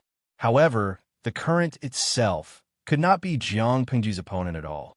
"Fisk, why do you think this is necessary?" Jiang Pengji said in disdain. Her intertwined fingers returned to a state of interlocking. She still had a shrewd and confident look. "I've already retreated again and again. I can't stand you courting death again and again. This time, you've really stepped on my bottom line." The system was silent. It tried to break through the mental confinement, but Jiang Pengji did not give a chance to do so. After trying several times, not only did it not cause any damage to the mental confinement, but it also consumed a lot of energy. The system was too lazy to try anymore. It questioned Jiang Pengji coldly. "From the beginning to the end, did you do it on purpose? Have you been fooling me for the past few years? You're too stupid and your IQ is too low, yet you want to blame society?" Jiang Pengji rolled her eyelids impatiently and rewarded it with a roll of her eyes. "If this time you had a discussion with me about the exchange rate and stepped on my bottom line, I wouldn't have shed all pretense of cordiality." The system was like a sheep. Every once in a while, it would keep on shedding some wool. Apart from that, it was indeed a little stupid, but it was easier to deal with such a stupid enemy in the open than hiding in the dark. "When did you start to doubt me?" The system had always known that Jiang Pengji did not have a good relationship with it. She even suspected it a few times, but the system did not care. It had been through so many hosts and had seen all kinds of people. There were many who were suspicious of it and guarded against it, just like Jiang Pengji. However, people's hearts were made of flesh. After a few years of getting along, which host would not trust it wholeheartedly? Therefore, with so many hosts as a lesson, the system changed its response to Jiang Pengji a little. To be more vulgar, it would advance when the enemy advanced and retreat when the enemy retreated. It would maintain a distance that was neither too far nor too close, and use time to slowly wear away the alienation between the two. However, the tried and tested method did not work on her. Only now did he understand that the other party had never trusted him and had even watched his passionate performance, as if he was watching a play. "Ever since you forced me to be reborn, I've hated it when people make decisions without asking for my opinion." The system was unconvinced.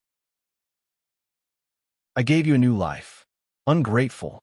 Who do you think you are? Does he have the right to show kindness to me? Who would want it?" Jiang Pengji did not even bother to lift her eyelids. This was like throwing a modern Sheng Ying, the richest man in the world, into a prehistoric era where there was nothing. It was already good enough that he did not bear a grudge. Yet he still hoped that the other party would be deeply grateful. If the other party was not grateful and did not trust him, then he was an ingrate. How could he be so thick-skinned? "Although you're shameless, ambitious, and greedy, I have to admit that you're still somewhat useful," Jiang Pengji said. "If it weren't for your help, my mental brain wouldn't have recovered so quickly. So, To prove that I'm not an ungrateful person, I'll take care of you. Don't worry. If the system's expression could be instantiated, it would probably be livid. I'd rather be killed than humiliated. If you have the guts, kill me and get rid of future troubles. Otherwise, I'll have an eye for an eye. As the system's dignity and pride, how could it tolerate being trampled on by a lowly human? I'm a woman. I have no guts. Only a fool would kill you. Do you think my IQ is as low as yours? The system almost choked to death. It could not self-destruct because in Jiang Pengji's mental brain, she was God. It also could not escape. It was no match for her in a mental confrontation. It could not break through the mental shackles. Saying more would make it cry. Jiang Pengji laughed and hummed a light song. She reopened the system interface. For the former commander of the Federal Army, this kind of manual operation was nothing at all. All along, it had been its virtual consciousness that talked to Jiang Pengji. Strictly speaking, the so-called system was actually a virtual creature that was composed of its virtual consciousness and basic mechanical data. The basic mechanical data was the cold body, and its virtual consciousness gave the data consciousness. The body of the former was data, and the latter was the data consciousness born from the soil of data. The two were combined to form a virtual creature. In Jiang Pengji's era, interstellar science was already highly developed. The Federation's main brain was the first virtual creature. As a commander whose words carried weight, she did not read the confidential documents for nothing. Her fingers slid gently, and a very simple operation interface popped up. If the virtual market that the system showed her before was a giant interstellar supermarket, then what she saw now was a school canteen. Not only had the items changed, but the prices and exchange data had also changed. The interface data that the system showed her were all photoshopped. There were tens of thousands of pages of rice categories, but in reality, there was only one page. The price of rice was also very low.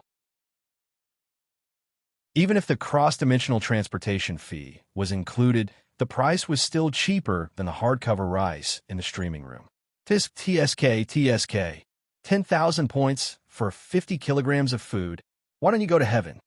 Even a profiteer would not be so black-hearted. Jiang Pengji looked through the system's contents in disgust. Her mind was carrying out complex data calculations and speculations. She raised her hand to search for medicinal herbs. There were more than 100 types, all of which were low-aged, common quality, and common types of medicinal herbs. As for the 1,000-year-old and 100-year-old ginseng, glossy ganoderma, iceberg snow lotus, there was no trace of them at all. She then searched for the zither, chess, calligraphy, and painting skill books that the system had enthusiastically recommended. The price had been reduced by 10 times. After clicking on each book, there was an additional large section of instruction manual on the introduction page. Jiang Pengji's stomach churned when she read it, and she almost vomited from disgust. Zither skills, advanced level. Price, 100,000 points of popularity. Description: this skill has been refined by the 3rd generation host XXX, the 5th generation host YYY, the 6th generation host ZZZ. It has already reached the advanced level. After buying the skill book, one can obtain the soul fragments of several predecessors after learning it. One can learn it quickly. The first part was all nonsense, and the last part was the most horrifying. System, you were so good to your previous hosts. You exploited them when they were alive, made them work for free, and finally took back their souls to recycle and make use of them to create the so-called accelerated skill book. You really made the best use of everything. Jiang Pengji had just crossed over, and it was difficult for her to write with a brush, so the system recommended this skill book to her. At that time, she did not trust the system. She did not care for such accelerated things, so she rejected it. Now that she looked back, her rejection was brilliant. The so-called accelerated skill book was nothing more than forcefully absorbing the soul fragments of an unknown number of people to achieve the accelerated effect. These soul fragments were all the soul fragments of the previous hosts of the system, and they were controlled by the system.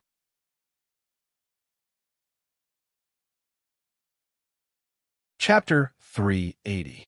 In the face of Jiang Pengji's reprimand, the system looked like a dead pig that was not afraid of boiling water. It could not self-destruct or escape now. It could only hope to anger Jiang Pengji and make her destroy it. It had to admit that it had underestimated her.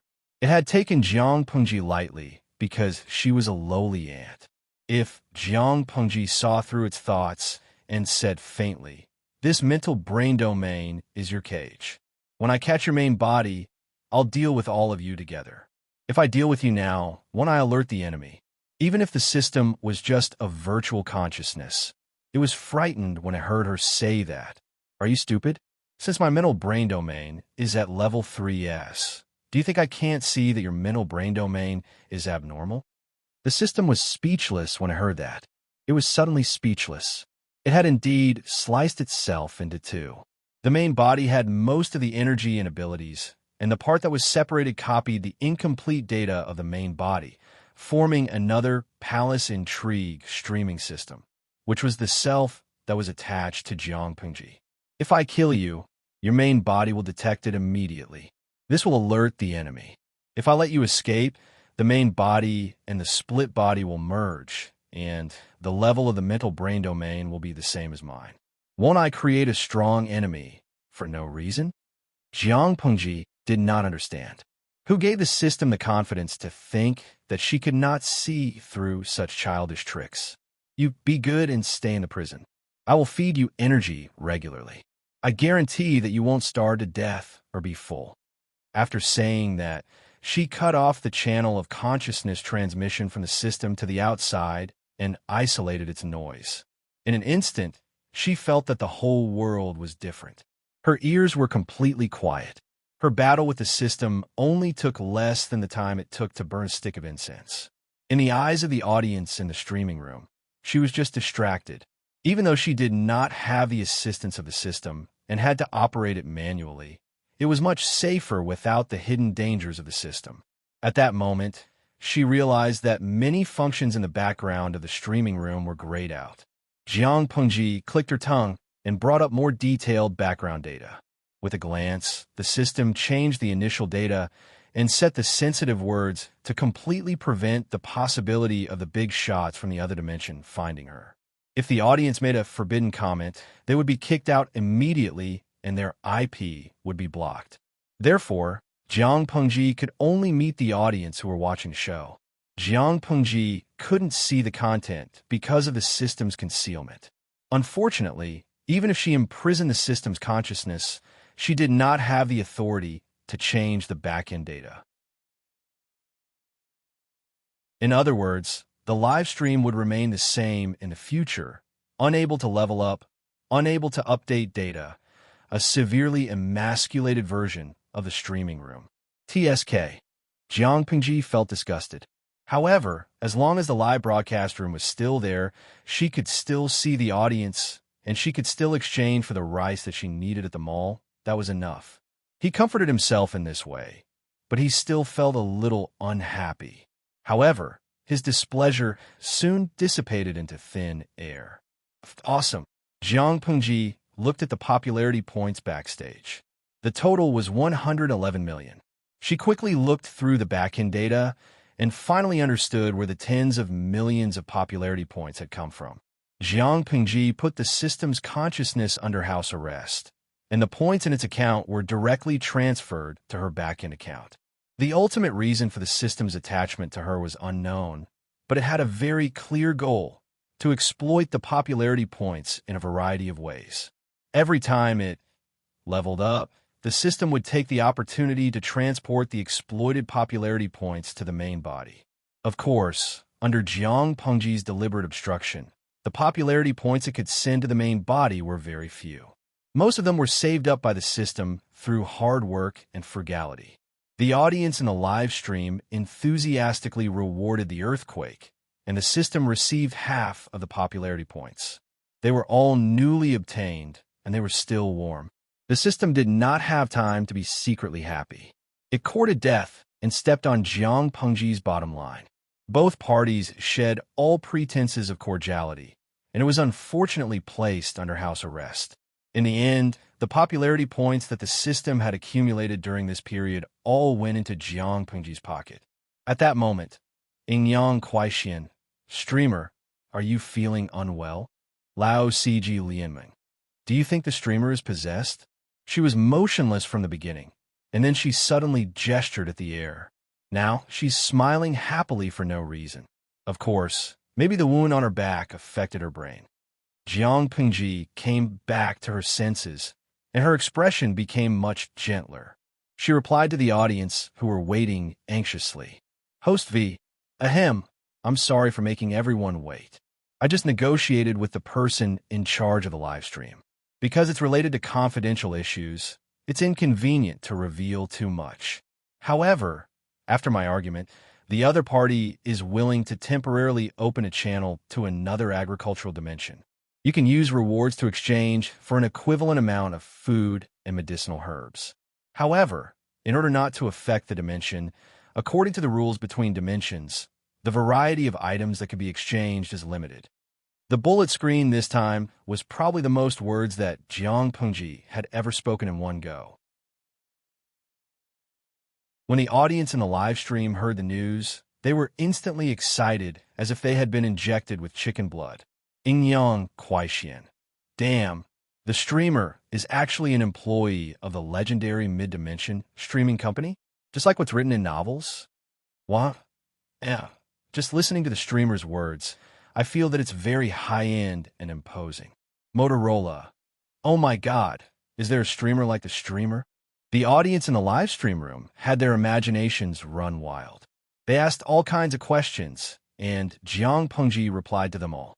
Host V, I'm not an employee of any dimensional streaming company. I'm just an unlucky person who wandered in time and space. I was temporarily entrusted by someone to help support others. At first, I really didn't like live streaming. I still don't like live streaming after a few years, but I like you guys very much and I like the feeling of chatting with you guys live. As for whether there are other streamers, I'm not sure. So far, I only know that I'm one. After a brief chat, the audience in the live stream room slowly accepted this bitter truth. Yueja Zhuge Qinmo. Streamer, the earthquake this time requires so many disaster relief materials and takes up a lot of space. How are you going to explain to outsiders where they came from? If you don't explain well, I feel that your friends around you will be suspicious. Being a dumb teammate had its advantages.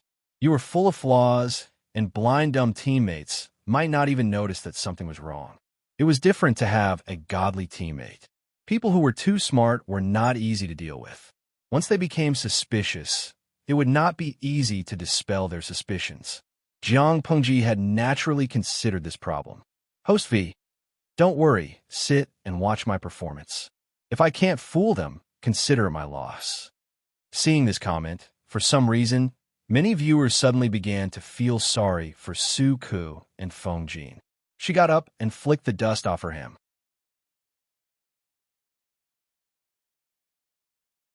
Chapter 381. Wei Jingxian was extremely sleepy. Her eyelids were heavy as if they were filled with lead water. Husband, in a daze, she found that there was a breath beside her. The alarm in her mind rang. She tried hard to open her eyes to see who that person was. The figure turned from blurry to clear. It turned out to be her husband, Feng Jin. Sleep first. I'll look at Changxing for a while. Feng Jin raised his hand to stop her from getting up. He pinched the corner of the quilt to prevent her from catching a cold. Husband, did you encounter a problem? Why are you frowning? Wei Jingxian turned to look at her daughter, who was sleeping beside her. The newborn child's face was red and wrinkled. She was not good looking. However, the midwife who had seen her said that she was very beautiful. After a few days, her face would be white and tender. She would look beautiful.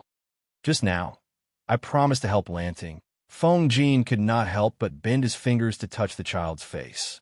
The soft touch made his heart palpitate. He was even more determined in his heart. Wei Jingxian did not understand. Was it not normal for friends to help each other? However, her husband's expression clearly told her that this help might have another meaning. The earth is turning upside down. The country is unstable. The government has the intention to move the capital to another place, abandoning the people. Wei Jingxian frowned. When she heard the second half of the sentence, she could not help but tighten her grip under the quilt. Although she was a woman in the inner courtyard, she was born in an aristocratic family.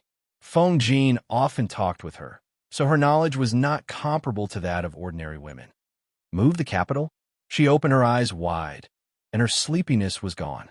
If so, do you have any plans? You had just given birth, and Changsheng is still young. Both of you can't stand the turbulence. Naturally, it is better to be safe. Don't worry, I will arrange everything. Jingxian only needs to take care of her body slowly. Only when you and your daughter are healthy will my plan be worthwhile. Wei Jingxian stretched her right hand out of the quilt and held his hand on his knee. Feng Jin held it back and said gently, "Don't worry, everything will be fine." At this time, Changsheng, who was still sleeping soundly, moved her little fist on the side of her head. Feng Jin saw this, and the smile on his face became brighter. "Yes, Father forgot to count you in." He poked the little guy's clenched fist with his finger. The little guy frowned in disdain. "Don't disturb her.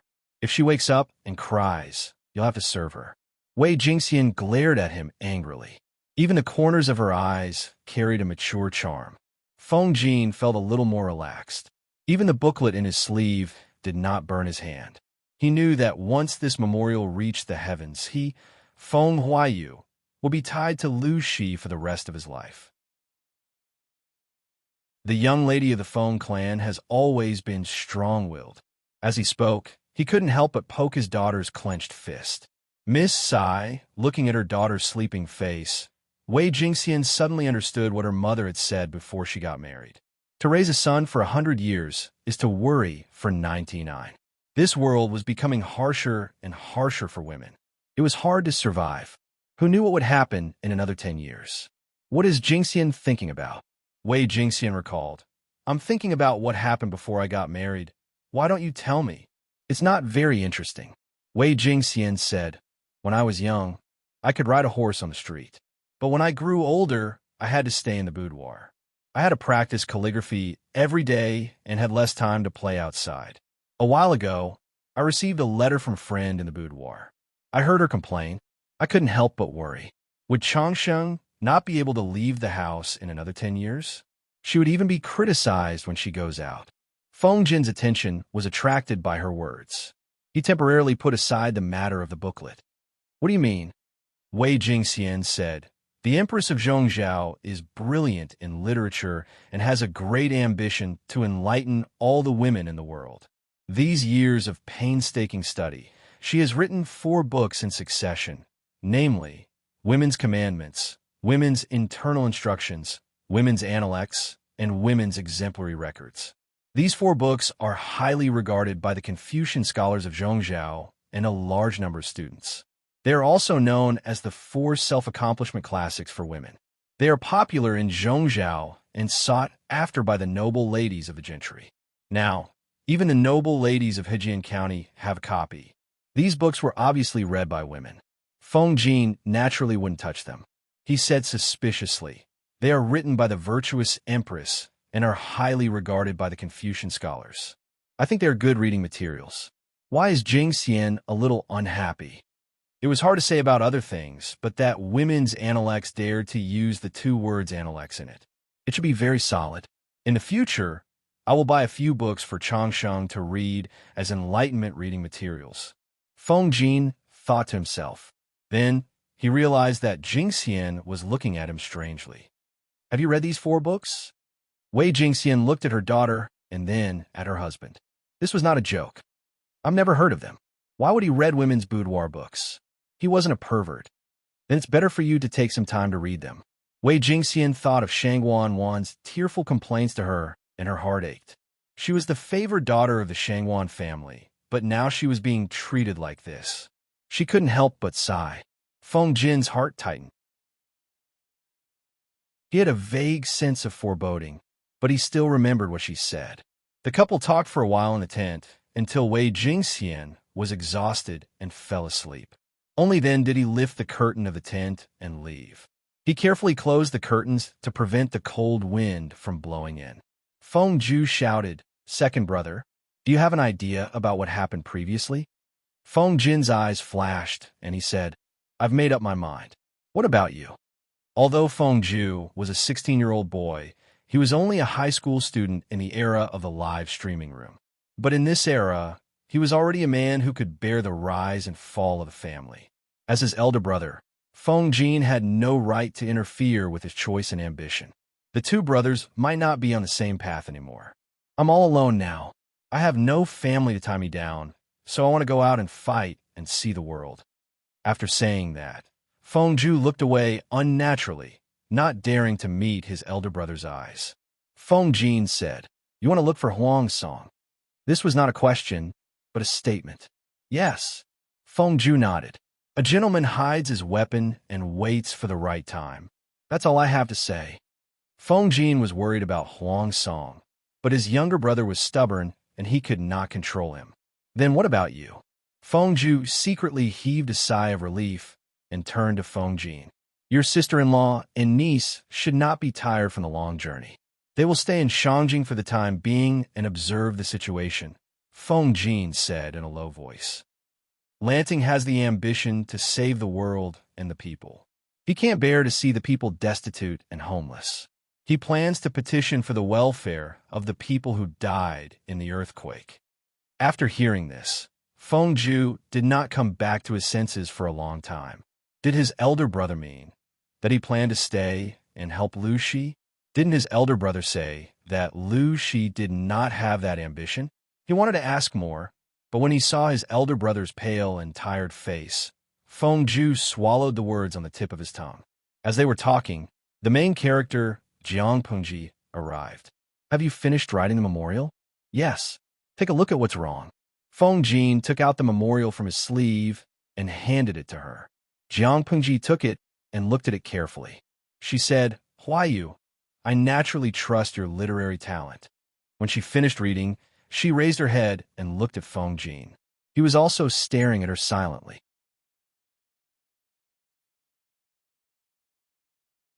Chapter 382. The audience in the streaming room craned their necks and widened their eyes to see the contents of the booklet. However, it was difficult for them to read traditional Chinese and classical Chinese. It took them a long time to figure out what Feng Jin had written. After a while, they still did not understand why the two of them suddenly looked at each other in silence.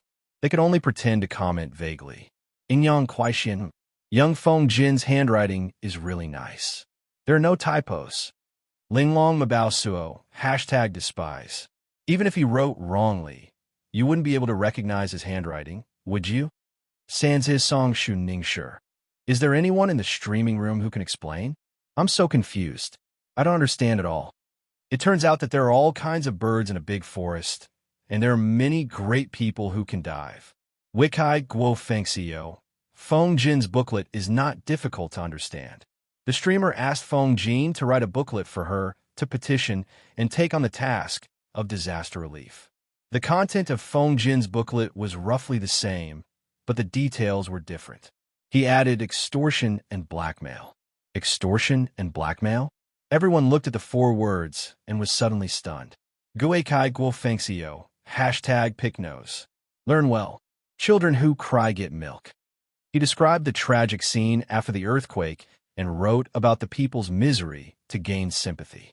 Then he tearfully expressed his loyalty, hoping to use his meager power to help the people and show the emperor's benevolence. In the end, he complained about being poor, saying that he was born in a gentry family and had the ambition to serve the country, but he did not have an official title and felt that his status was not enough. TSK. One had to say that there were enough emotional scenes, and the flattery was just right. Young Feng Jin was not as old-fashioned and pedantic as he had imagined. Tudu Feichio. I wanted to criticize the idea above, but since you analyzed it so well, I'll bear with it. Guikai Guo Fengxiyo. Thanks to my university major, I have no difficulty reading traditional Chinese and classical Chinese. Lao Ciji Lianmeng. Birds of a feather flock together. Those who could fool around with the streamer would naturally have similar personalities. Jiang Pengji originally only wanted to petition and have a good reason to do so. Feng Jin's writing was very likely to help her fight for an official position.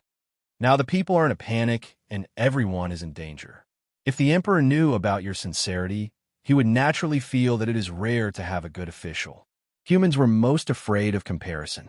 After comparison, the better, the worse the worse. If she had a little luck, the emperor would be overjoyed and would definitely give her an official title. Even if it was just an empty title without any real power, it was still better than an empty title.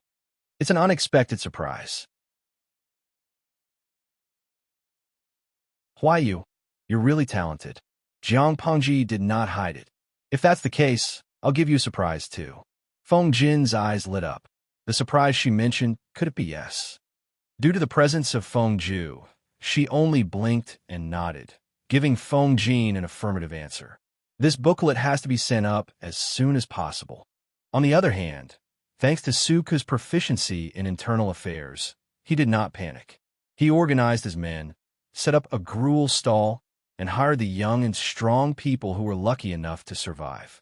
Some of them cleaned up the ruins and cleared up the empty space, while the others were divided into several teams to look for survivors.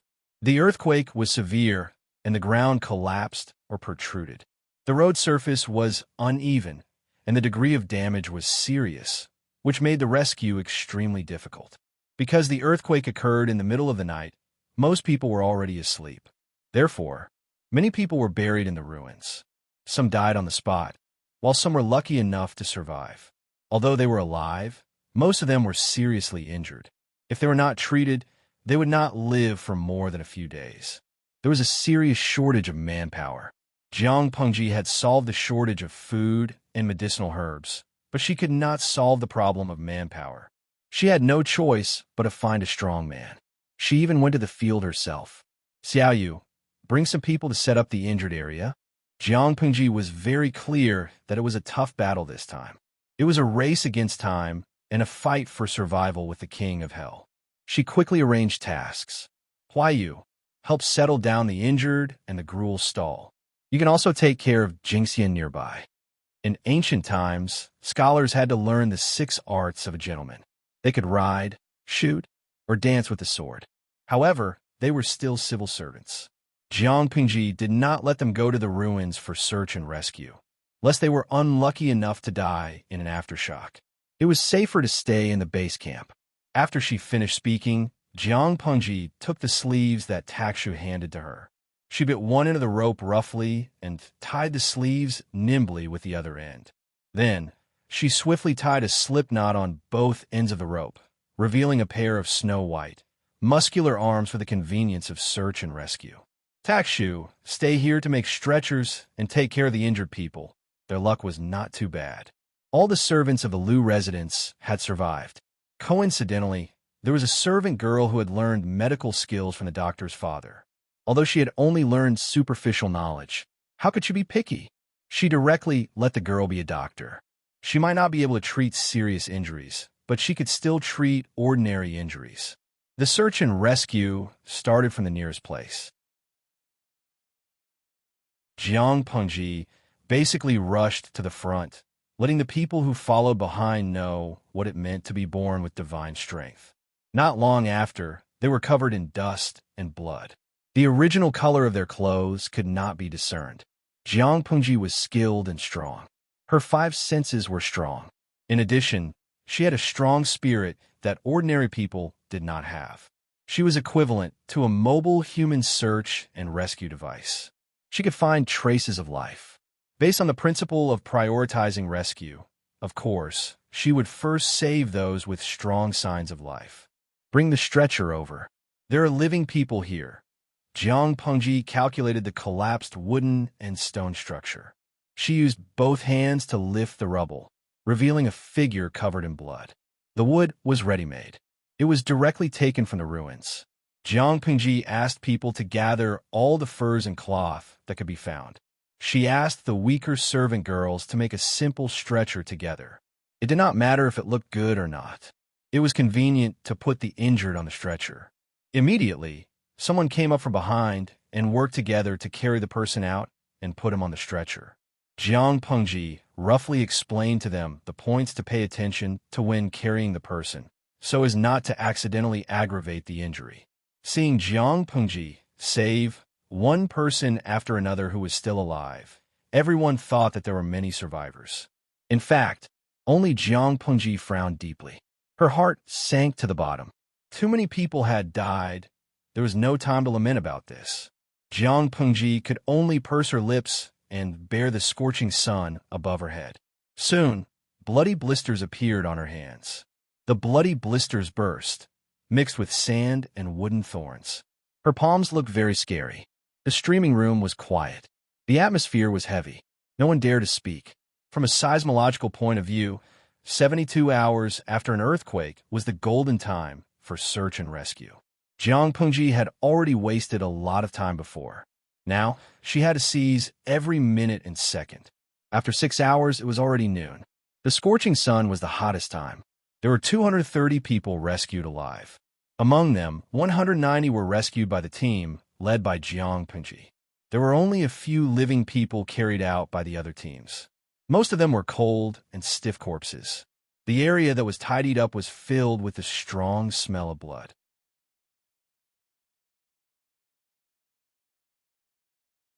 Chapter 383. Jiang Pengji rubbed her feet on the ground.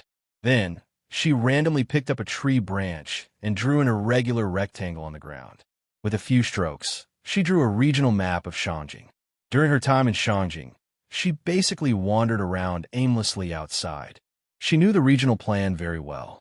It would not work if they kept squeezing into one area for the search and rescue. It would only waste time. Most of the areas outside could not be taken care of, including the available personnel from the 2 residences and the young men hired. The entire search and rescue team had 71 people. She already had a plan in her mind on how to maximize the efficiency of these people. There are still too few people. Feng Jin's face was pale. There were only a few dozen people. They could not even cover the eastern part of the city. We'll do our best and leave the rest to fate. If the appointment from the government came this morning, it might be easier to give some people symbolically. Suku was also panting from exhaustion. But when he saw that Jiang Pengji's lips were dry and pale, her sweat had soaked her clothes several times, and there was not a single part of her hands that was unharmed, he did not dare to make a sound no matter how tired he was. He swallowed his words back into his stomach. It will be night in another 6 to 8 hours. This is the tricky part. Jiang Pengji's voice was hoarse. She spoke of the difficult problem that the 2 beside her could not bear to speak of. The lighting facilities in ancient times were too backward. The rich could use candles to make fire. The slightly poorer used oil lamps, and the poor would wash up and sleep at night. It was conceivable that after an earthquake, there would be a huge impact on the search and rescue if there were no lighting facilities at night. It could be said that apart from Jiang Pengji, the others were basically useless. The only thing to be thankful for was that it was summer and the sky would turn dark later. Feng Jin said, "We have to save them even if we have to hold candles. Human life is as important as the sky. How can mere candles compare to it?" Rich families needed candles a lot. Therefore, the candles found in the storerooms of the 2 residences could barely make up a box. It was estimated that it could last for 1 night. However, how could the light of candles compare to the blazing sun? It would definitely bring great inconvenience to the rescue. Jiang Pengji raised her hand to rub between her eyebrows.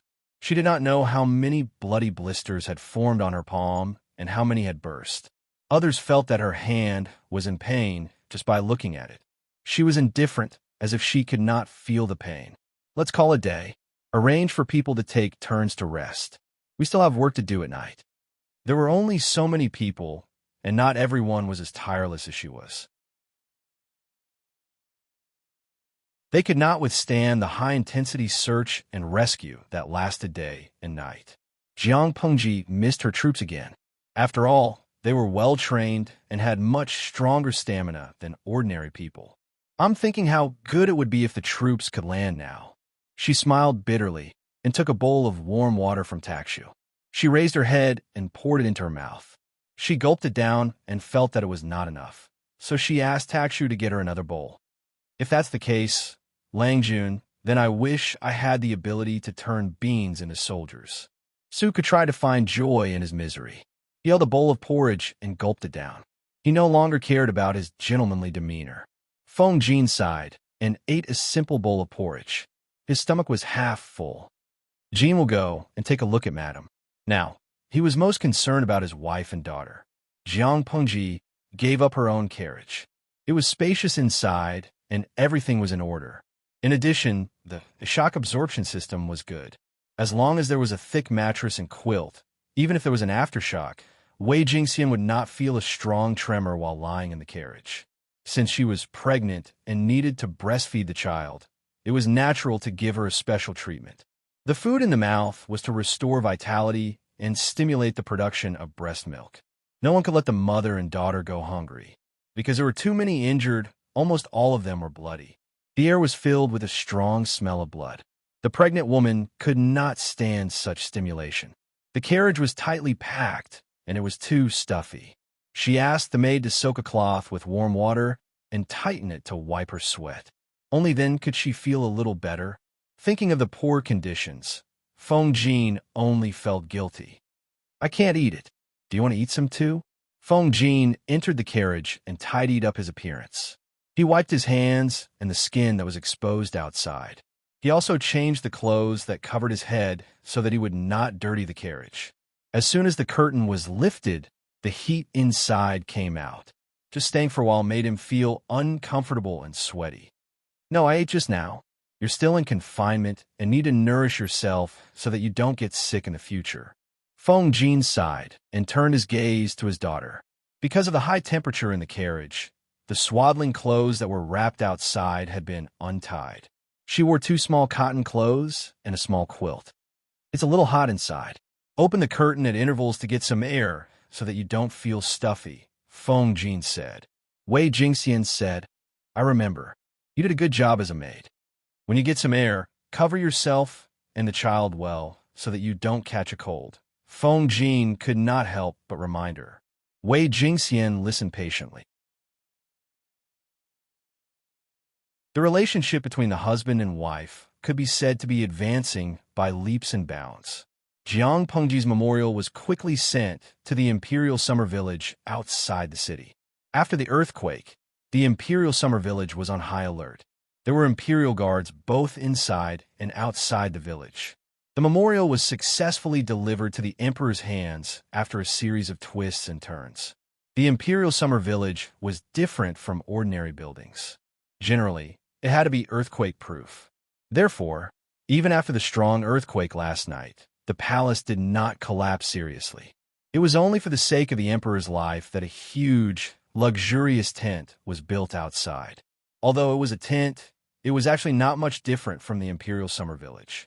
Inside, there was still the Emperor's office, the study room for meeting the ministers, a place for bathing, washing, and toilet. There was also a huge dragon bed for the concubines. The interior was extremely luxurious. One could not tell that it was a temporary tent from the inside. One would think that it was a luxuriously decorated palace room. The people of ancient times could not explain the cause of the earthquake, so they used their imagination to forcibly explain it. One of the most widespread explanations was the earth dragon turning over. Therefore, every earthquake could be interpreted as a warning and dissatisfaction from the heavens towards the emperor. This was also what the emperor hated the most. Since the earthquake last night, the emperor had been in a bad mood. When he could not hold back his anger, he even drew his sword and killed a few court officials who tried to sway the hearts of the people. On the chaise lounge behind the screen, there was a peerlessly beautiful woman. She opened her eyes slightly and got off the couch barefooted. Her feet stepped on the delicate and soft animal skin carpet. She only had a transparent white robe embroidered with 100 birds paying homage to the phoenix draped loosely over her body. Other than that, there was not a single piece of clothing to cover her body. Her long hair was loose and hung on both sides of her chest, faintly covering 2 dark red spots. Her snow-white skin was covered with ambiguous bruises. Some were deep, some were light, and the traces of old and new were obvious. It did not look like it had been done in a short period of time. It looked like it had been done continuously for a few days. Her steps were light and graceful.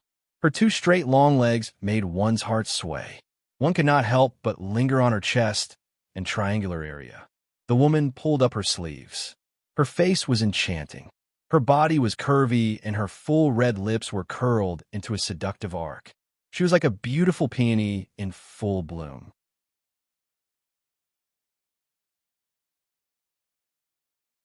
Chapter 384. Junior, you're awake? Come to me. The emperor had just chopped off the head of a courtier with his sword in a rage. The headless body collapsed on the ground, and the head rolled to the woman's fair and almost transparent jade feet. She raised her eyes and stepped over the head. The soles of her feet were stained with sticky blood that was still warm. As she moved with light steps, small bloody footprints were left on the ground. Has someone made you unhappy again? The woman did not comply with the emperor's words. Instead, she had an enchanting smile on her face. Her full red lips made one's throat feel hot. Her delicate body was lying on the chaise lounge, not far from the dragon table. Her large sleeves were loosely pulled back to her elbows, revealing her flawless shoulders that were as white jade. She swung her feet.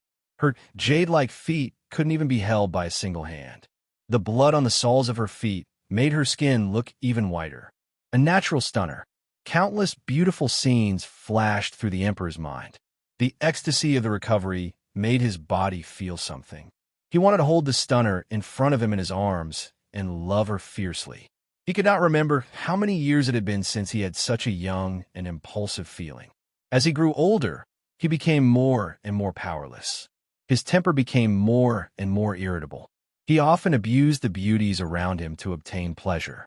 That was until he met Hui Jun, the peerless stunner. Hui Yun. He could feel the heart-wrenching pain and humiliation as well as the strong love that could not be erased. The love and hate intertwined and made him lose his mind. The emperor did not ask who she was.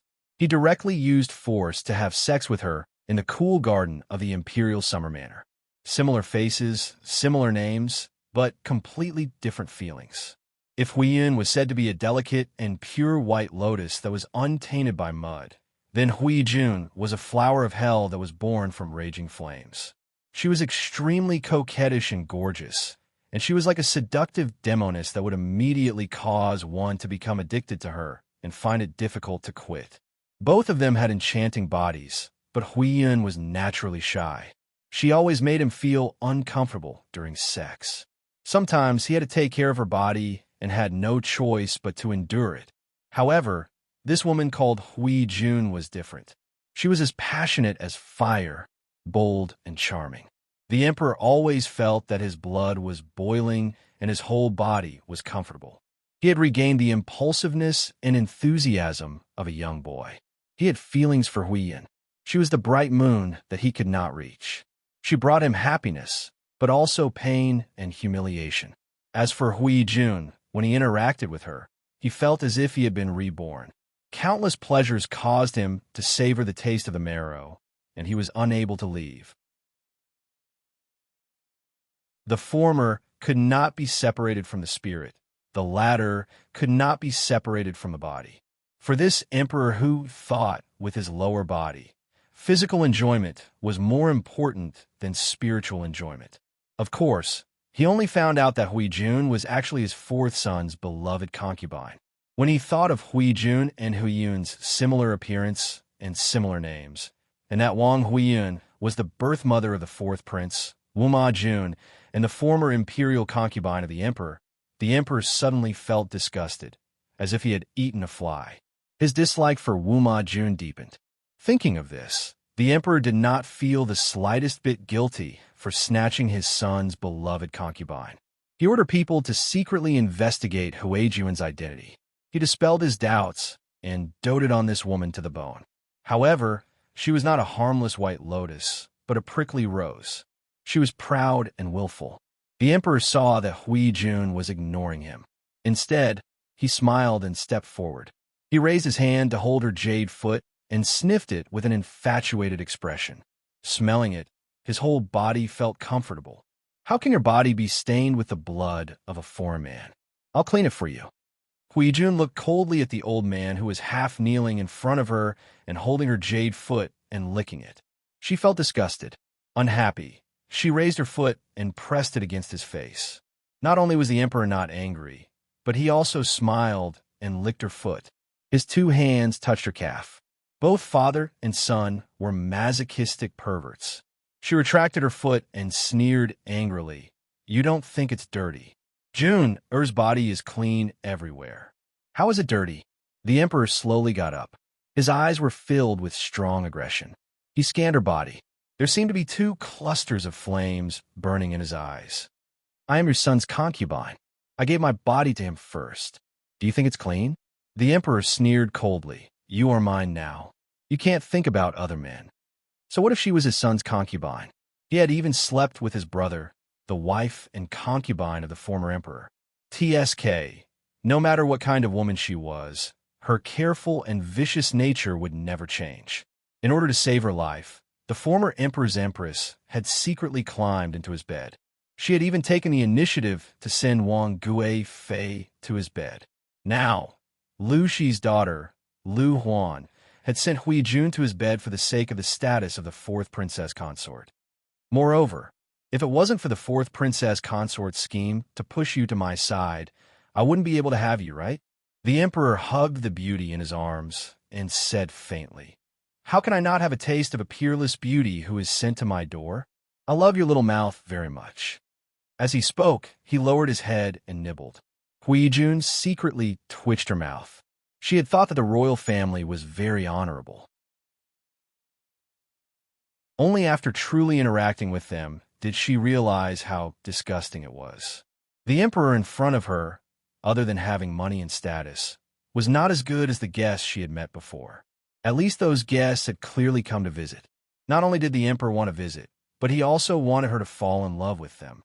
How shameless! The two of them were panting. The emperor carried her to sit in front of the dragon desk. He had to take her with him to read the memorials. Hui Jun was originally half-squinting lazily. She secretly glanced at the memorials and found a familiar name on one of the memorials. Coincidentally, the emperor had also seen the memorials. He skimmed through them. His eyes were dark and gloomy. Occasionally, there was a murderous glint. What is this? Hui Jun did not look at the memorials. Instead, she raised her hand and took the other memorials. After looking at them, she threw them to the side.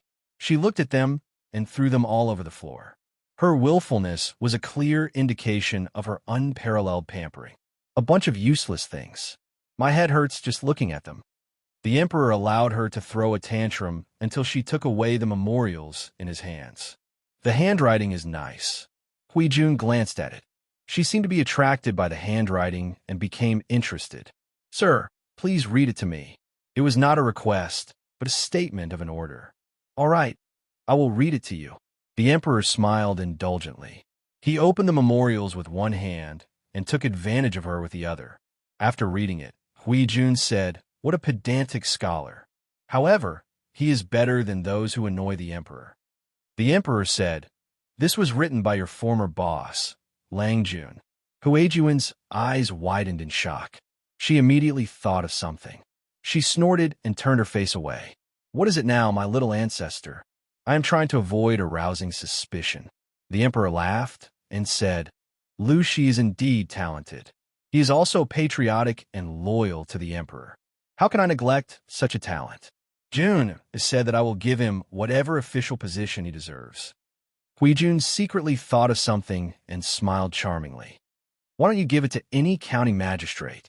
The emperor suddenly sneered and hugged Hui Jun tightly. He sighed and said, I like Jun very much. He waved his pen and appointed Lu Shi as the magistrate of Xiangyang district. When the earthquake passed and the people's livelihood was restored, he would immediately take office.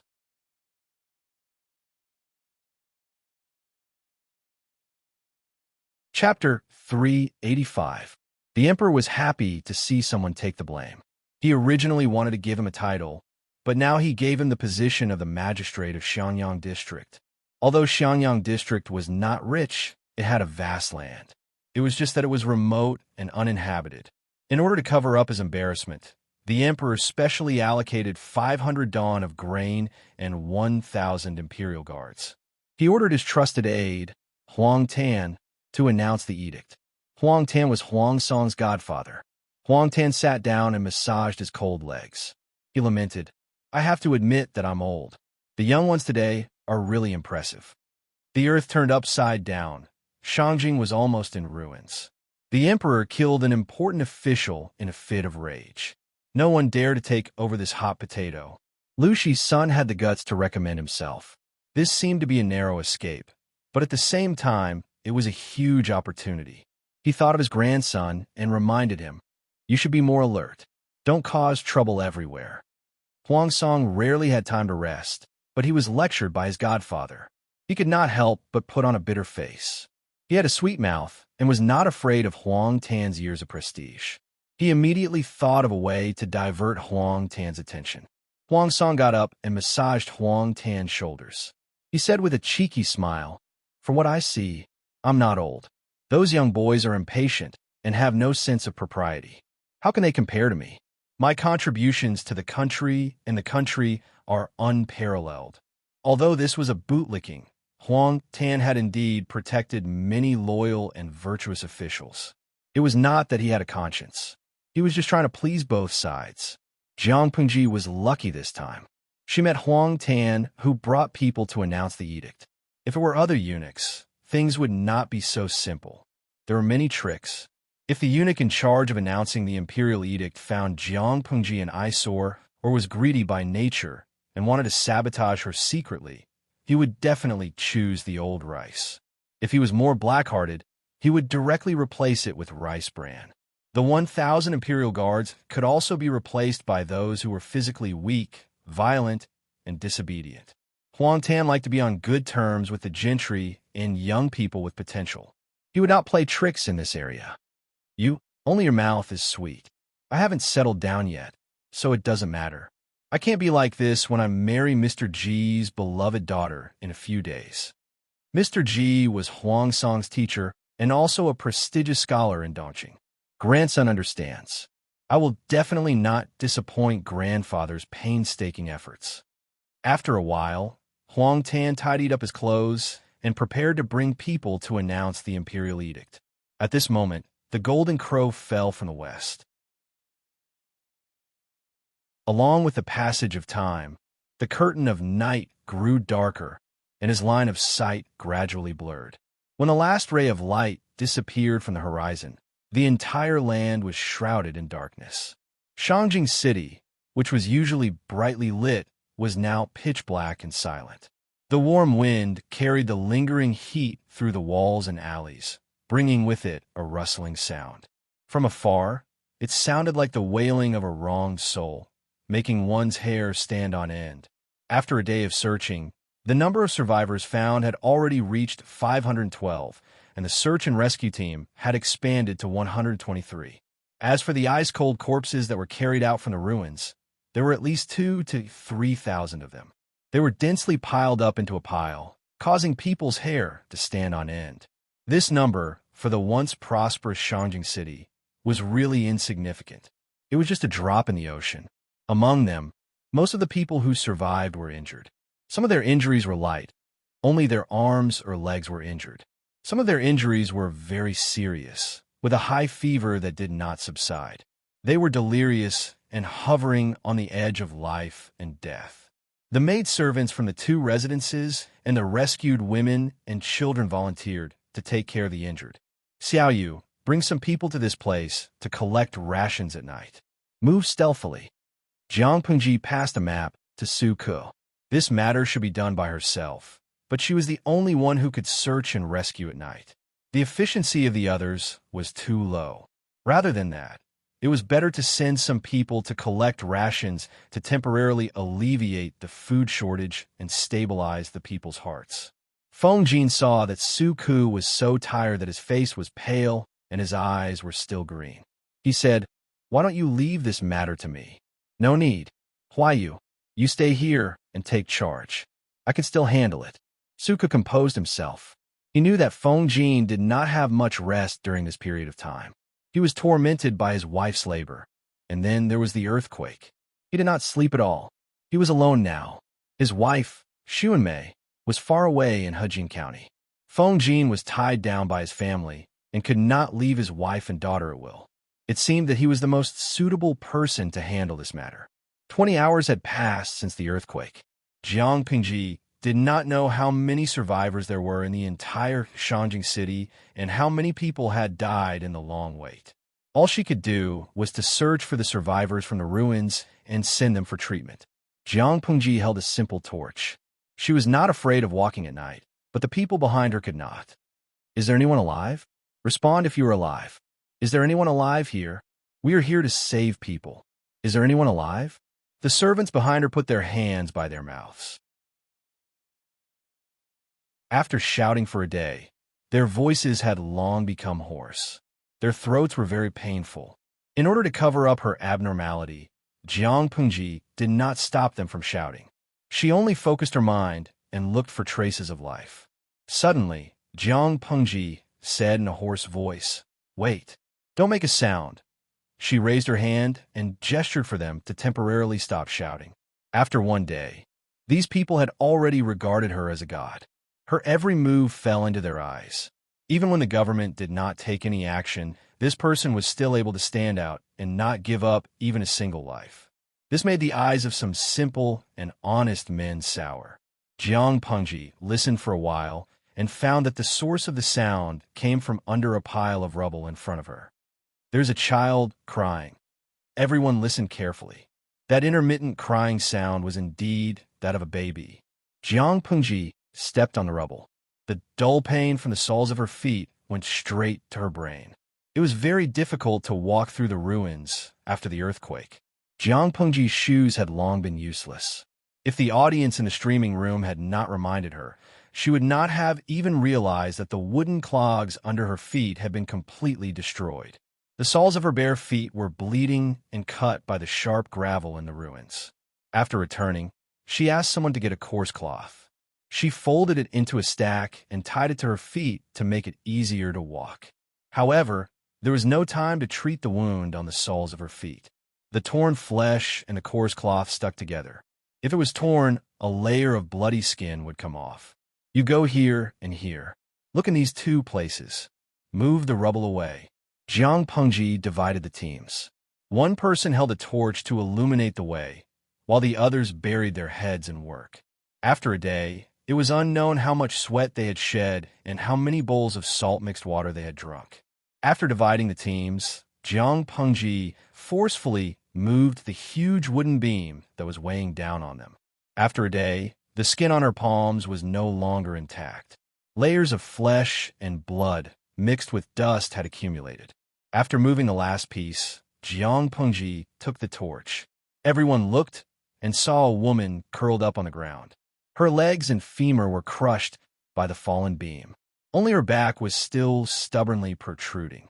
Her head was against the ground, and her arms were folded in front of her chest as if she was hugging something. The blood that flowed from her body dyed the surrounding area dark. The strong smell of blood drifted along with the night wind.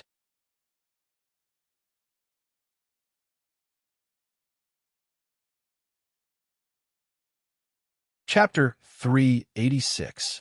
Behind her, a servant asked in a low voice, "Lang Jun, is she still alive?"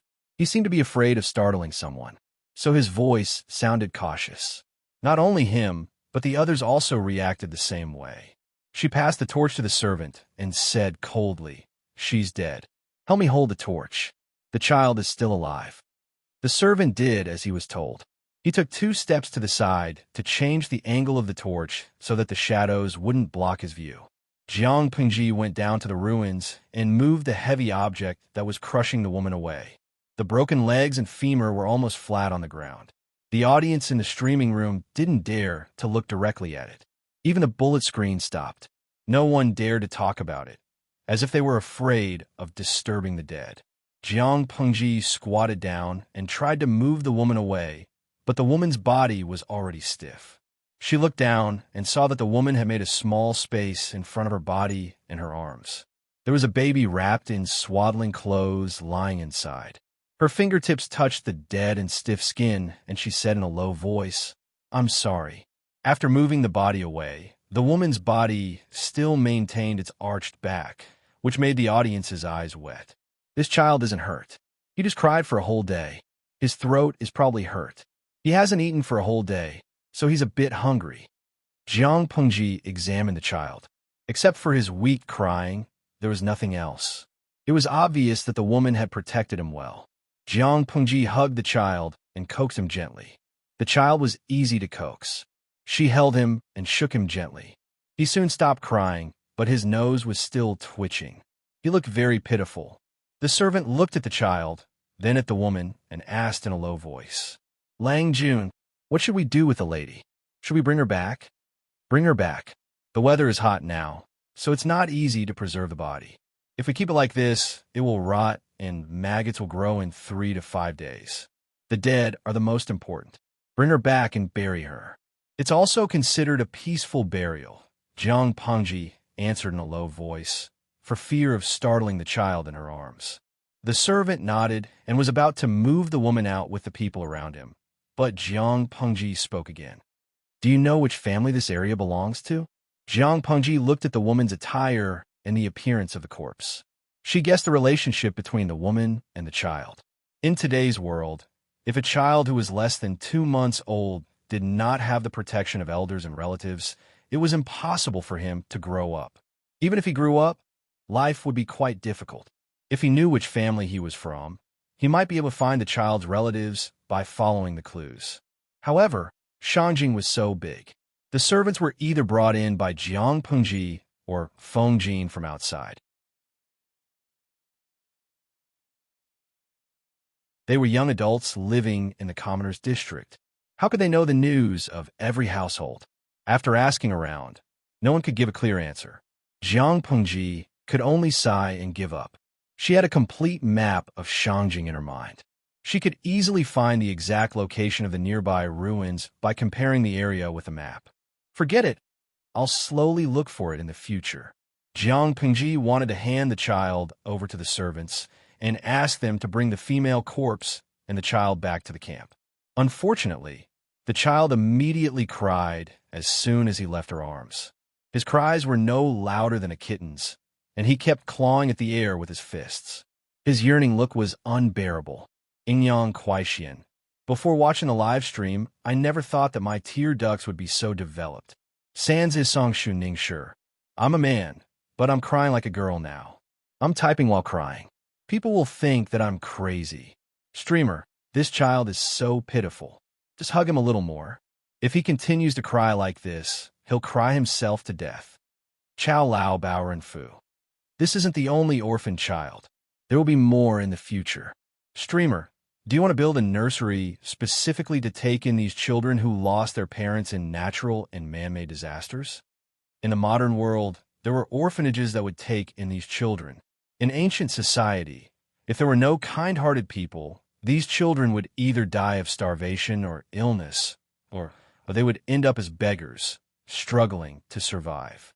The bullet screen gradually increased, and most of the content was heavy. In fact, no one dared to be mischievous at such a time. Jiang Pengji lowered her eyelids and glanced at the child's face, which was red from crying. Before the earthquake, the child must have been born in a wealthy family. The child's mother's clothes and makeup were very exquisite, and the child was also raised to be fair and plump. He looked very pleasing. However, she had never been a person who was easily moved by external things. No matter how miserably the child cried, Jiang Pengji still handed the child over. If she coaxed him, what would happen to the others who were waiting for rescue? If she brought the child with her to rescue, what if an accident happened and she couldn't take care of him? Lao Ciji Lianmeng. In fact, it's disrespectful to hold the child and coax him at such a time. Jiang Pengji made the most correct decision, but the child could not understand it now. The servant carried the child. Seeing him crying so hard and thinking of the child's mother, she suddenly became very soft-hearted. Lang Jun, Jiang Pengji thought about it, raised her hand, and tore a large piece of her outer shirt, then used the clean inner layer to wrap the child. If this did not work, then she was at her wit's end. Miraculously, the child smelled a familiar scent. He cried pitifully for a while, then slowly stopped.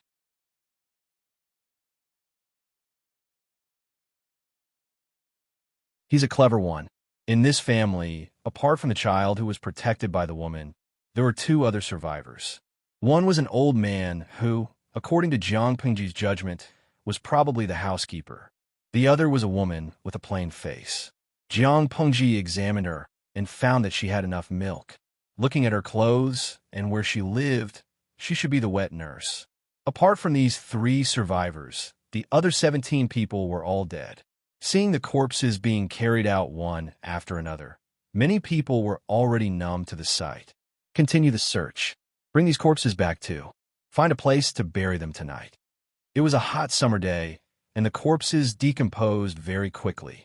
If there was another rainstorm, it was not difficult to imagine what kind of terrible plague would break out when the water source was polluted. The best way was to burn the corpses, but she felt that this suggestion was very difficult to accept. Fortunately, Jiang Pengji knew how to deal with the corpses. She also knew how to make a simple disinfectant. She had taken the time to exchange 1,000 dan of food and various medicinal herbs from them all. As long as Xiaoyu brought the things back, the piled-up corpses could be dealt with. Let's search over there. Jiang Pengji rested for a while, then stood up and continued to work. On the other side, Suko had also found the grain depot that Jiang Pengji had marked on the map. He also found another place where medicinal herbs were stored. To avoid suspicion, Jiang Pengji exchanged for old rice that had been stored for 1 or 2 years. However, at this time, it was good enough to have something to eat. Who cared if the rice was old or new? Move all these into the carriage.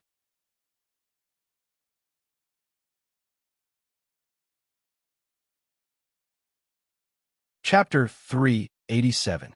Jiang Pengji had stored 1,000 dan of grain in the granary. Suka's 30 men couldn't transport all at once. He took a portion of the grain, which took up half of the cart space. He put the other half of the herbs and the items that Jiang Pengji had specifically asked for. Suka poked at the big bags of weird stuff. Even with his knowledge, he couldn't tell what they were made of. However, based on what he felt just now, those big bags should be filled with a powdery substance. It looks like lime, a servant whispered. But I've never seen this kind of bag before. Of course, the servant had never seen this kind of bag because it was an industrial paper bag. Jiang Pengji considered that cremation would be stopped, so she could only bury the corpses. Since that was the case, she had to be prepared to prevent soil pollution. She even had to think about where to bury the corpses. She flipped through the simple store. There were very few things that could be used to disinfect the corpses. She had no choice but to exchange for a few bags of lime. As far as she knew, lime already existed in this era. Households would occasionally use it to prevent moisture and mosquitoes. They would also sprinkle a layer of lime at the bottom of graves when building graves. The only thing that was out of place was the industrial paper bag that contained lime. But that was easy to solve. Anyway, the Lus already had mature paper-making technology. In the paper-making industry, the Lus had the authority. She had the final say. More importantly, Suka wouldn't be bothered by this kind of thing. Lime? Suka frowned, but he didn't suspect anything. For safety's sake, they pushed the cart back the way they came. The damage caused by the earthquake had just begun. The court hadn't taken any action to save the people. The survival of the survivors was worrying. Under such circumstances, it wasn't strange for them to turn into mobs, kill, and loot. However, they wanted to hide, but their luck was too bad. There were flames flickering in the distance. It was very scary in the dark. Will-o'-the-wisp. Those are ghost shadows. Ghost shadows? At first glance, many people thought that the flames and shadows were ghosts. They immediately screamed, and panic spread among the crowd. Suka's face darkened.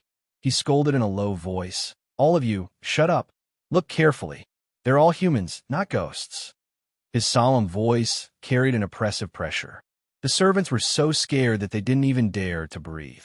Suka's voice softened a little, and he repeated, "Z does not speak of strange powers and gods. Don't be afraid, they're all human." Everyone was too nervous. Their atoms apple-bobbed, and they couldn't stop swallowing their saliva. Tonight's temperature was already hot. Now that he was nervous, his forehead was covered in sweat and his palms were wet. Suka lowered his voice calmly and said, "Don't make a sound." Everyone squat down and hide. The fire in the distance was approaching them, and the originally bean-sized fire was slowly expanding. Looking at the direction in which these people were heading, it seemed that they were also preparing to enter the city. The city walls of Shangjing looked lofty and thick, but after hundreds of years of wind and rain, the inside was far more fragile than it looked. When the Earth Dragon turned over, the city wall collapsed and was damaged a lot. The soldiers guarding the gate also disappeared. The lofty and huge city gate was broken into a few pieces and looked like it was about to collapse. In order to survive, some of the lucky survivors packed up their belongings and sneaked out of the city through the city gate. At this time, the commoners were running for their lives, so why would they enter the city? Suka frowned deeply, wondering if this group of people was a relief team sent by the imperial court. If that was the case, the people of Shangjing would have hope. After half an hour, Suku dispelled the speculation in his mind. There were many people in that group of ghost shadows. The night was too dark, so Suku couldn't determine the specific number. Listening carefully, their footsteps were heavy and steady. No one talked among the team. Only the sound of footsteps and the rolling of the cart wheels could be heard. Suku had already asked people to push more than 10 carts to a dark place, and they carefully hid in a place with their backs to the light. Now that the moon was dim, under normal circumstances, they would not be discovered.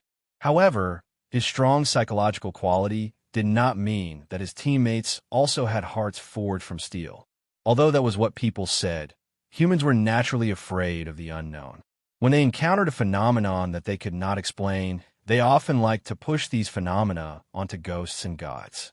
The group of people walked through a small path not far away, and the distance between the two sides was very close. Seeing this, Suku's expression became extremely serious. Everyone was even more nervous. One of the servants was even trembling. His stomach loosened, and a warm, pungent smell came out. Suka glanced at him, but did not say anything. Unfortunately, man proposes, God disposes. His stupid teammate still dropped the ball for him. Just as the strange team was about to walk halfway, the servant at the back of the team suddenly jumped up with a ferocious expression. He let out a painful cry for help, and his right arm kept waving. Vaguely, a long thing could be seen swinging in the air. Looking closely, it was actually a snake. "Snake! There's a snake!" This person's cry startled the others, and the procession instantly became chaotic. Many servants who were hiding on the ground also jumped up in fright and quickly moved away from the person who was bitten by the snake. At this time, the unknown procession was also alerted. "Who's there?" Suku's heart sank, and he secretly gritted his teeth. What kind of lousy luck was this? The scene that he most didn't want to see happened. The unknown team surrounded them with guns. Burning tongues of fire licked continuously, and from time to time, there was an explosive sound. Suku's neck was pressed against the enemy's sharp blade, and his life was no longer in his hands. He secretly took a deep breath and suppressed those distracting thoughts. His back was perfectly straight, and his blood-stained black date Confucian robe made him look proud and unyielding. "These people are suspicious. Arrest all of them." No one knew who said this, but the group of people with guns moved forward to arrest them. "Wait!" The two sides confronted each other. Suku was not afraid of the threat and raised his hand to stop them. With a calm expression, he said, "The Earth Dragon turned over and caused Shangjing to be in a state of devastation. Not even 1 out of 10 people survived. I was ordered by fate to deliver food and medicine, and this concerns the lives of many people. It cannot be delayed for even a moment, and I hope that everyone can make an exception. Previously, I saw your whereabouts, and to prevent misunderstandings, I avoided you. If you are still not willing to believe me, I am willing to go with you. However, there are many snakes in the forest, and one of the workers transporting the food was accidentally bitten by a snake. I wonder if you can save him?" This group of people also looked at each other, not knowing how to deal with them. They were already tired from the journey at night, and in a moment of relaxation, they did not notice that there was a group of people ambushing at such a close distance. If these people had evil intentions, they would definitely be caught off guard.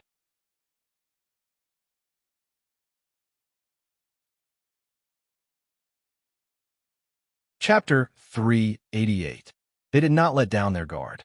More than 10 people continued to point their spears at them. Another 2 people carried torches and went forward to check. Under the illumination of the torches, they saw more than 10 hidden carts with medicinal herbs and food on them. It's a non-venomous black snake. One bite won't kill you. Stop howling.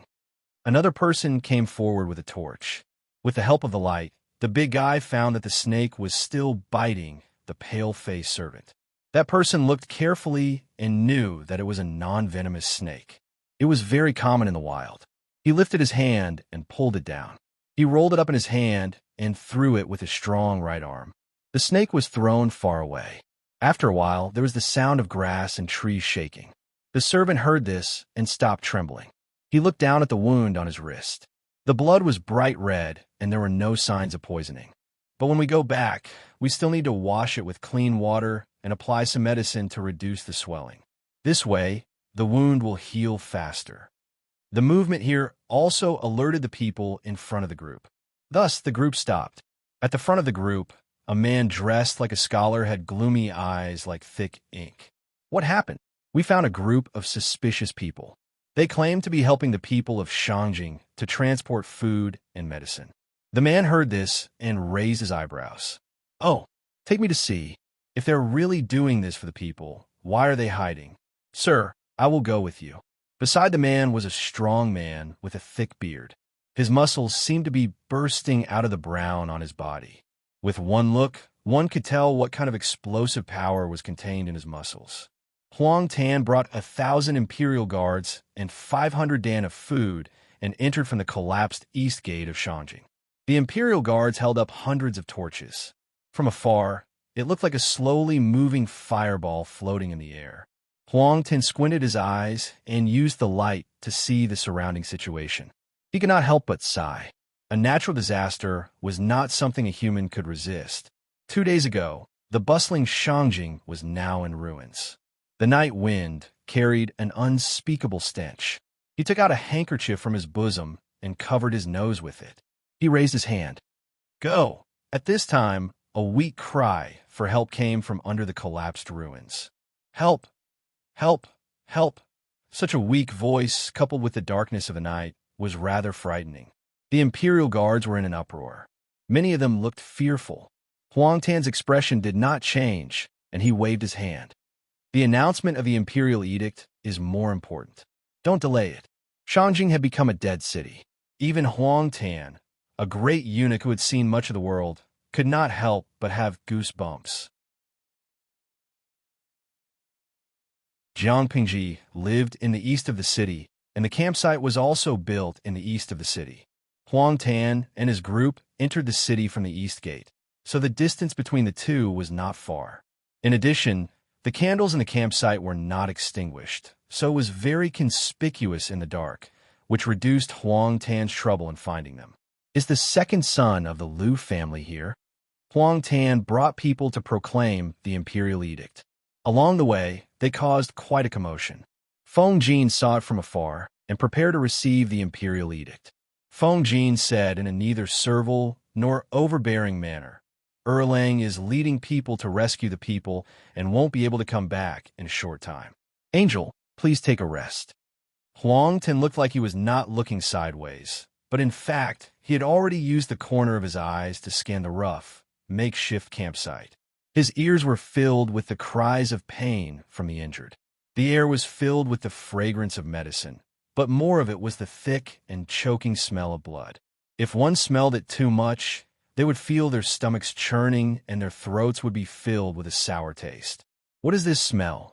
As a great eunuch, Huang Tan lived like a prince. Feng Jin was the son of an aristocratic family. Did he grow up rolling in the mud? He could not stand it either. But when he thought of the tragic situation of the people during the earthquake, the discomfort was nothing. Feng Jin saw him frown, so he thought of a compromise. Angel, please forgive us. The campsite is rough and dirty, and there are many injured people. To prevent the filth on the people from hurting you, I would like to ask you to wait in another place.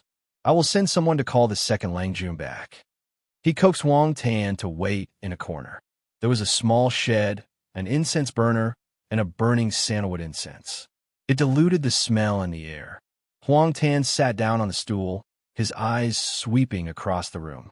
He saw a shadow that looked like a small hill in the distance. He pointed and asked, "What is that?" It was windy, and the smell was especially bad. If it were not for the two incense burners beside him, he would have vomited. Feng Jin looked over and smiled bitterly. He said, "Angel, those are the people who lost their lives during the earthquake. The weather is hot now, and there are a lot of flies. The bodies are not easy to preserve. They will rot and grow maggots in 3 to 5 days. The bodies will rot and stink. If they're not handled properly, it will easily lead to all kinds of diseases. So during the search and rescue, we dug out these bodies and buried them later." At first, Huang Tan was still able to listen calmly, but as Feng Jin continued, the blush on his face slowly faded, turning into a pale white and then into a livid green. His eyesight was not bad. He could even see the outline of the small mountain in the dark. Such a high hill was actually made up of corpses. Thinking of this, Huang Tan couldn't hold it in anymore. His stomach rolled, and a yellowish substance was spat out from his mouth. In the filth, there were abalones, shark fins, fat, and other things that hadn't been digested completely. Feng Jin secretly glanced at it, and the corner of his mouth pulled into a faint sneer. After waiting for half an hour, Huang Tan thought of the shadow of the small hill not far away. He could not sit still. It was as if he was sitting on pins and needles. Fortunately, at this time, there was a sound of nature from afar. The main character, Lu Shi, had arrived. Huang Tan had seen Lu Shi before. He was a handsome and arrogant young man. If he was 1 or 2 years older, he would be the man that countless girls adored.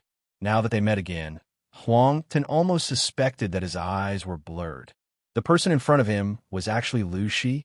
Jiang Pengji saw Huang Tan's dazed look and then looked down at her own appearance. She frowned in her heart. She knew that she now looked like a beggar who hadn't bathed for 2 or 3 years. Her sleeves were torn and tattered, and her clothes were stained with blood and other filth. She couldn't tell the original color at all. The dirt and sweat were stuck to her face, and she almost couldn't tell her original appearance. Not to mention that Jiang Pengji's hands were badly mutilated. Her feet were wrapped in thick coarse cloth, and only a few pieces were left.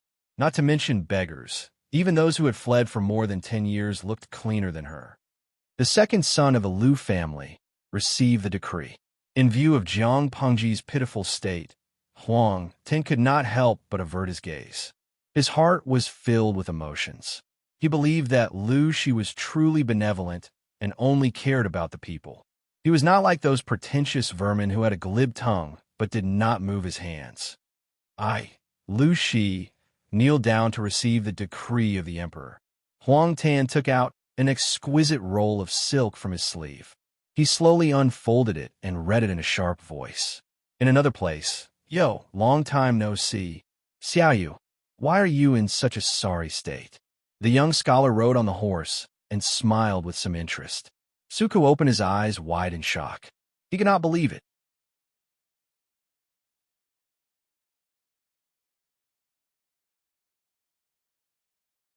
Chapter 389. Qiguan Rang held the reins with both hands, still holding the feather fan that never left his side. "Xiaoyu, you're very smart. Guess." Even he didn't expect to see his old friend under such circumstances. Guess my ass." Suku pursed his lips and glanced at the young man holding the torch. "Troops." "Yes," Qiguan Rang answered with a smile. If he wasn't riding a big horse, Suku really wanted to pull Qiguan Rang off the horse and beat him up. Why are Longjuan's troops here? Troops were private troops. They were armed forces.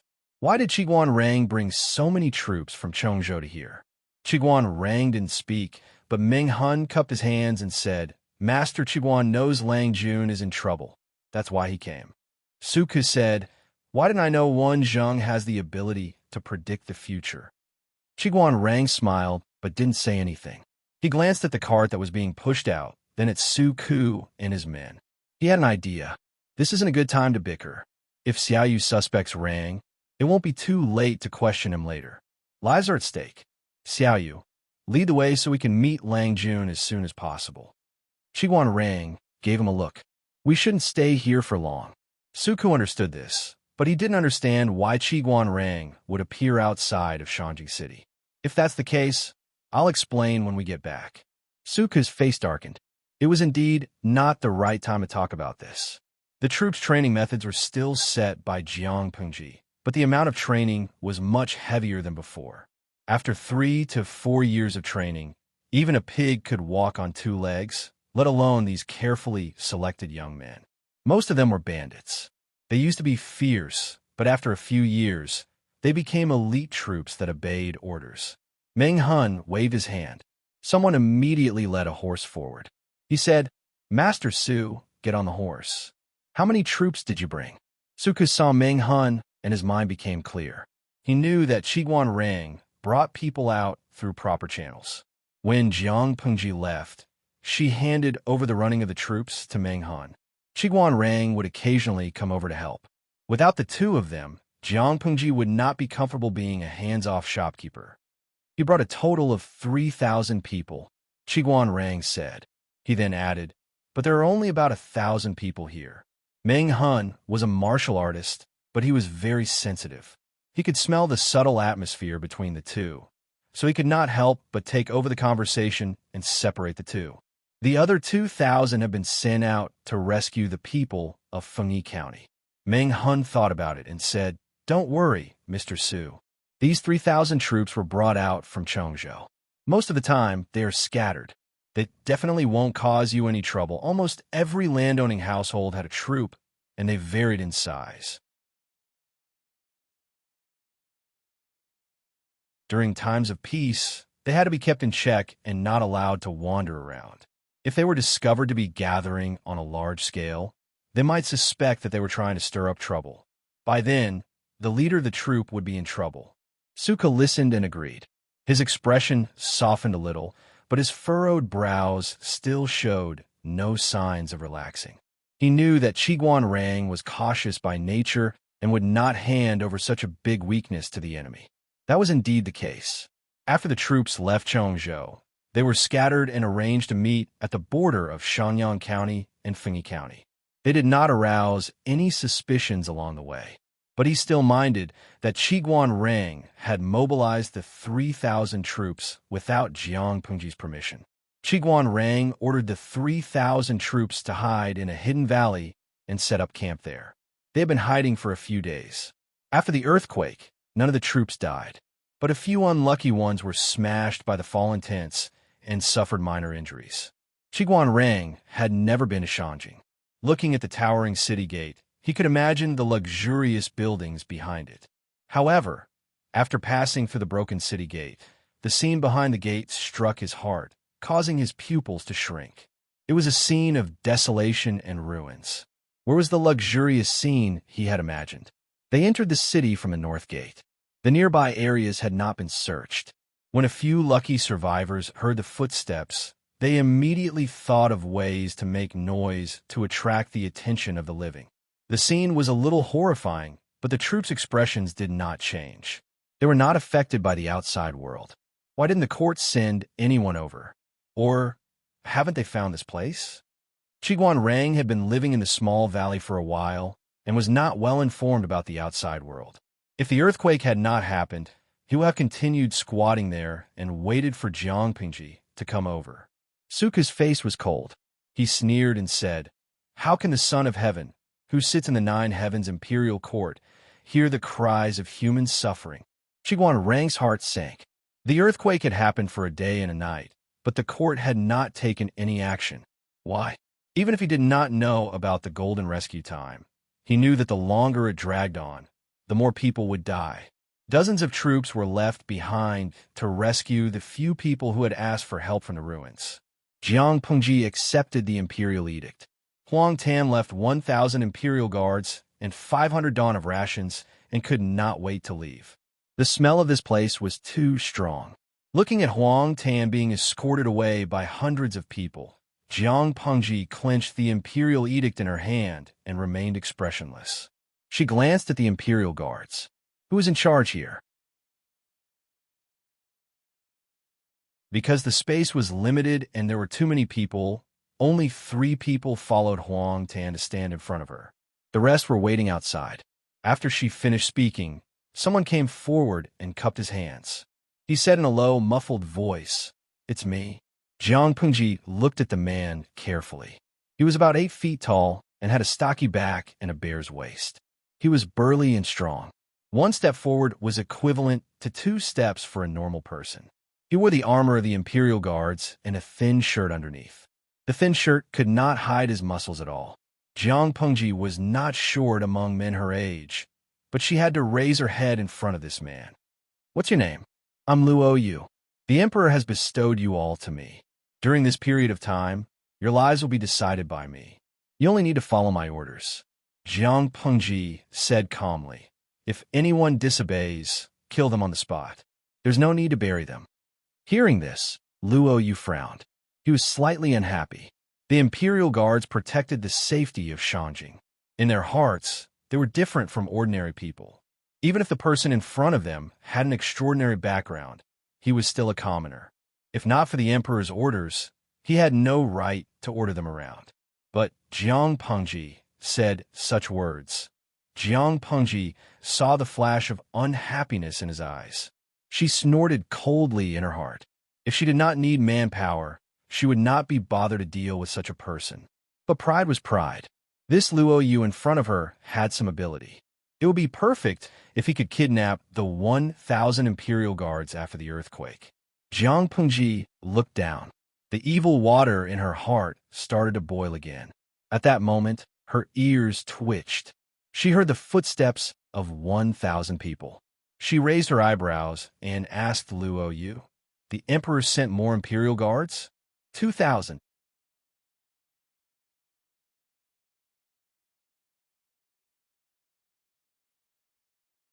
Chapter 390. Luo Yu was confused. He didn't understand why Jiang Pengji asked him that. As an Imperial Guard, he had to listen to her orders. As far as I know, there are only 1,000 of them. The Imperial Edict was written clearly. How could there be 1,000 more people? Jiang Pengji furrowed her brows and listened to the footsteps. It seemed like they were coming towards them. Luo Yu's hearing was not as good as Jiang Pengji's, but he couldn't help but tighten his muscles and put on a vigilant expression. He looked at Luo Yu, who seemed to be ready to attack. He squinted his eyes as if he was sizing something up. Thud, thud, thud, the orderly and steady footsteps were getting closer. The Imperial Guards waiting outside also discovered the traces of the unfamiliar forces. The crowd became more and more chaotic. Jiang Pengji couldn't sit still anymore. She got up and walked past Luo Yu and the other 3 Imperial Guards. A small ball of fire appeared in her sight. As they got closer, the ball of fire became clearer. There were 3 people riding on tall horses in front of the troops. As a warrior, Meng Han had the best vision. He quickly spotted Jiang Pengji and his face lit up. He urged his horse to run a few steps faster. "Lang Jun, subordinate Meng Han greets you." Meng Han wouldn't forget Jiang Pengji's face even if she was in a sorry state. Jiang Pengji recognized the 3 people from afar. She almost thought her eyes were playing tricks on her.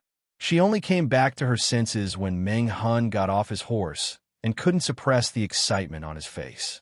She helped Meng Han up and looked at Qiguan Rang with a faint smile. According to her understanding, Meng Han couldn't do such a thing. He couldn't run around with his troops and appear in front of her at such a critical moment. Thinking about it, the only person who could do such a thing was Qiguan Rang. Wenjung once said that you would appear when she needs you the most. Is it now? Jiang Pengji stepped forward. Qiguan Rang stepped on his stirrups and got off. He flicked his dusty sleeves and bowed deeply to her. He smiled bitterly and said, "Man proposes, but God disposes.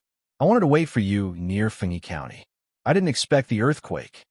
Jiang Pengji helped him up and asked, Why wait in Fengyi County? Qiguan Rang was about to speak when he caught sight of the Imperial Guards. His eyes flashed, and he swallowed the words that were on the tip of his tongue. Jiang Pingji noticed his actions and raised her hand to ask Luo Yue to bring the Imperial Guards further away. Although Luo Yue was unwilling, as a small leader of the Imperial Guards, he could naturally see that Jiang Pengji's troops were also rare elite troops. Meng Han, who was leading the way, had a reserved aura. His stature alone could intimidate the group of thieves and robbers. He led his men and retreated more than 10 meters. Originally, according to Rang's calculations, Lang Jun would probably be hunted down. I calculated all the possible routes and thought that the border between Shangyang County and Fengyi County was the most likely one. So I brought some people to hide there and provide support for Lang Jun, who knew that an earthquake would mess up my plan. Qiguan Rang spread his hands and wore an expression that said, "What can I do? I'm desperate too." No matter how meticulous one's plans were, they couldn't stand against the heavens not giving them face. Someone will hunt me down? Why? Jiang Pengji crossed her arms in front of her chest. It wasn't that she didn't believe Qiguan Rang's words. She was just curious. Qiguan Rang shook his head and said, "Now that everything has changed, I'll only be a laughing stock if I tell you my plans." It was obvious that Qiguan Rang didn't want to talk about it. The earthquake not only messed up Qiguan Rang's plan, but it also made the relatives and eunuchs who were eager to get rid of the emperor and the nobles. The crown prince, who was preparing to force the emperor to abdicate, had even more energy, but had no place to use it. He only cared about running for his life and didn't care about these great things.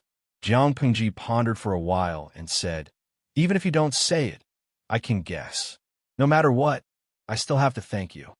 With a lack of manpower, one could imagine Jiang Pengji's feelings when she saw the people she could have saved die helplessly while waiting.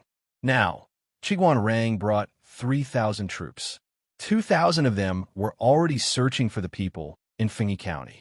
The remaining 1,000 could also be of great help to her.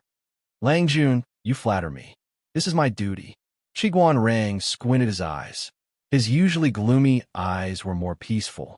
Jiang Pengji's heart skipped a beat when she heard his words.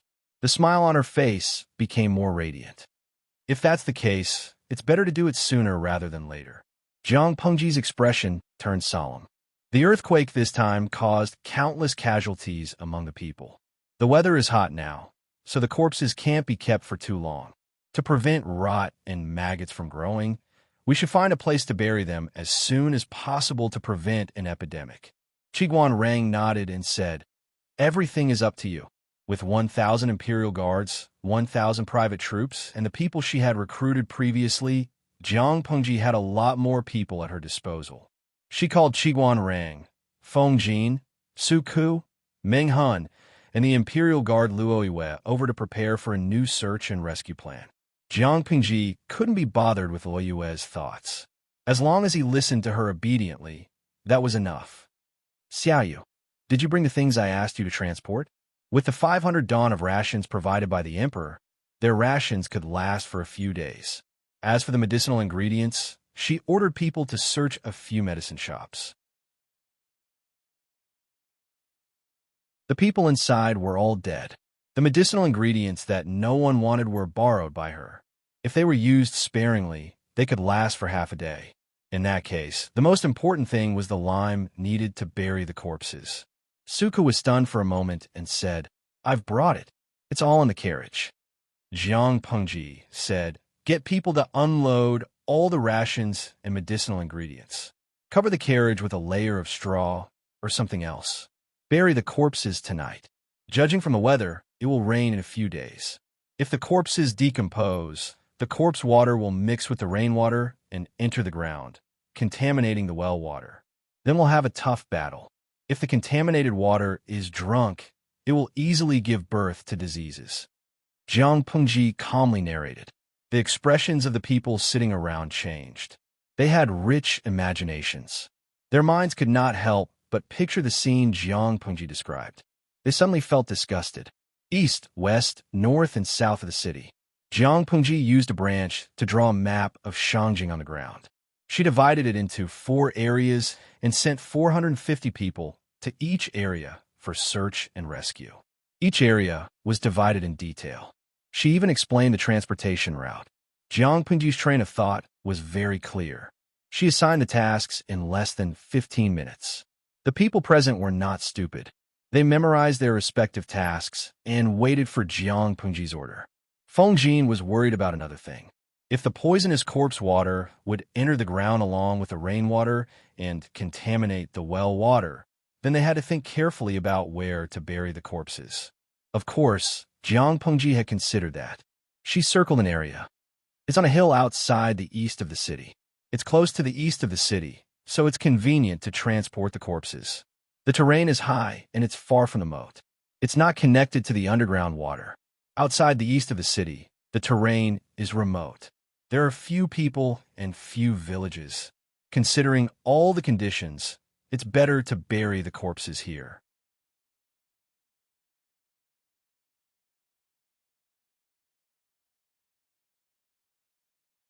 Chapter 391. The full moon in the sky was covered by a layer of gray clouds. The hazy moonlight was dim and dispirited. Outside Shangjing City, the continuous sound of shoveling rose and fell. Shovelfuls of soil were thrown from the bottom of the pit to the edge. Those who did not know would have thought that some godforsaken people were digging up their ancestral graves. After the efforts of hundreds of people, there was a huge pit in the ground. A thick layer of soil was piled up beside the pit. This depth is about right. Continue to dig outwards. If they dug too shallow, the soil on the ground might be washed away by the heavy rain, revealing the corpses underneath. If they dug too deep, the work would be huge. Their time was precious, and they could not afford to waste it. Jiang Pengji tore open the bag of lime at the edge of the pit. She wrapped her hands in a layer of cloth and scooped up some lime with a ladle that she found in the rice shop. Use this to spread the soil at the bottom of the pit, then cover it with another layer of soil. Be careful when you do this. Don't touch your skin. Hundreds of people worked together quickly. The huge pit was almost dug by the second half of the night. The audience in the streaming room watched the whole night with fear. They shuddered at the thought that such a huge pit would be used to bury corpses. To ease the horrifying atmosphere, many audience members spontaneously told jokes to amuse them, but the effect was minimal. As time passed, corpses were sent to the bottom of the pit one after another. Jiang Pengji watched in silence. The others were even more silent. The afterglow of the morning shone through the branches and leaves, leaving mottled cracks on the ground. The scene in the pit could be seen clearly. Not to mention the Imperial Guards. Even her private troops could not help but hold their stomachs in retch. Some squatted on the ground with red eyes. They had not slept the whole night. At that moment, no one dared to say they were tired. They all stared at the corpses at the bottom of the pit in silence for a long time. Jiang Pengji's hoarse voice was heard. Bury them. This pit is not enough to bury people. After she finished speaking, she grabbed the shovel with both hands and shoveled soil into the pit. Only then did everyone react. They obeyed the order mechanically.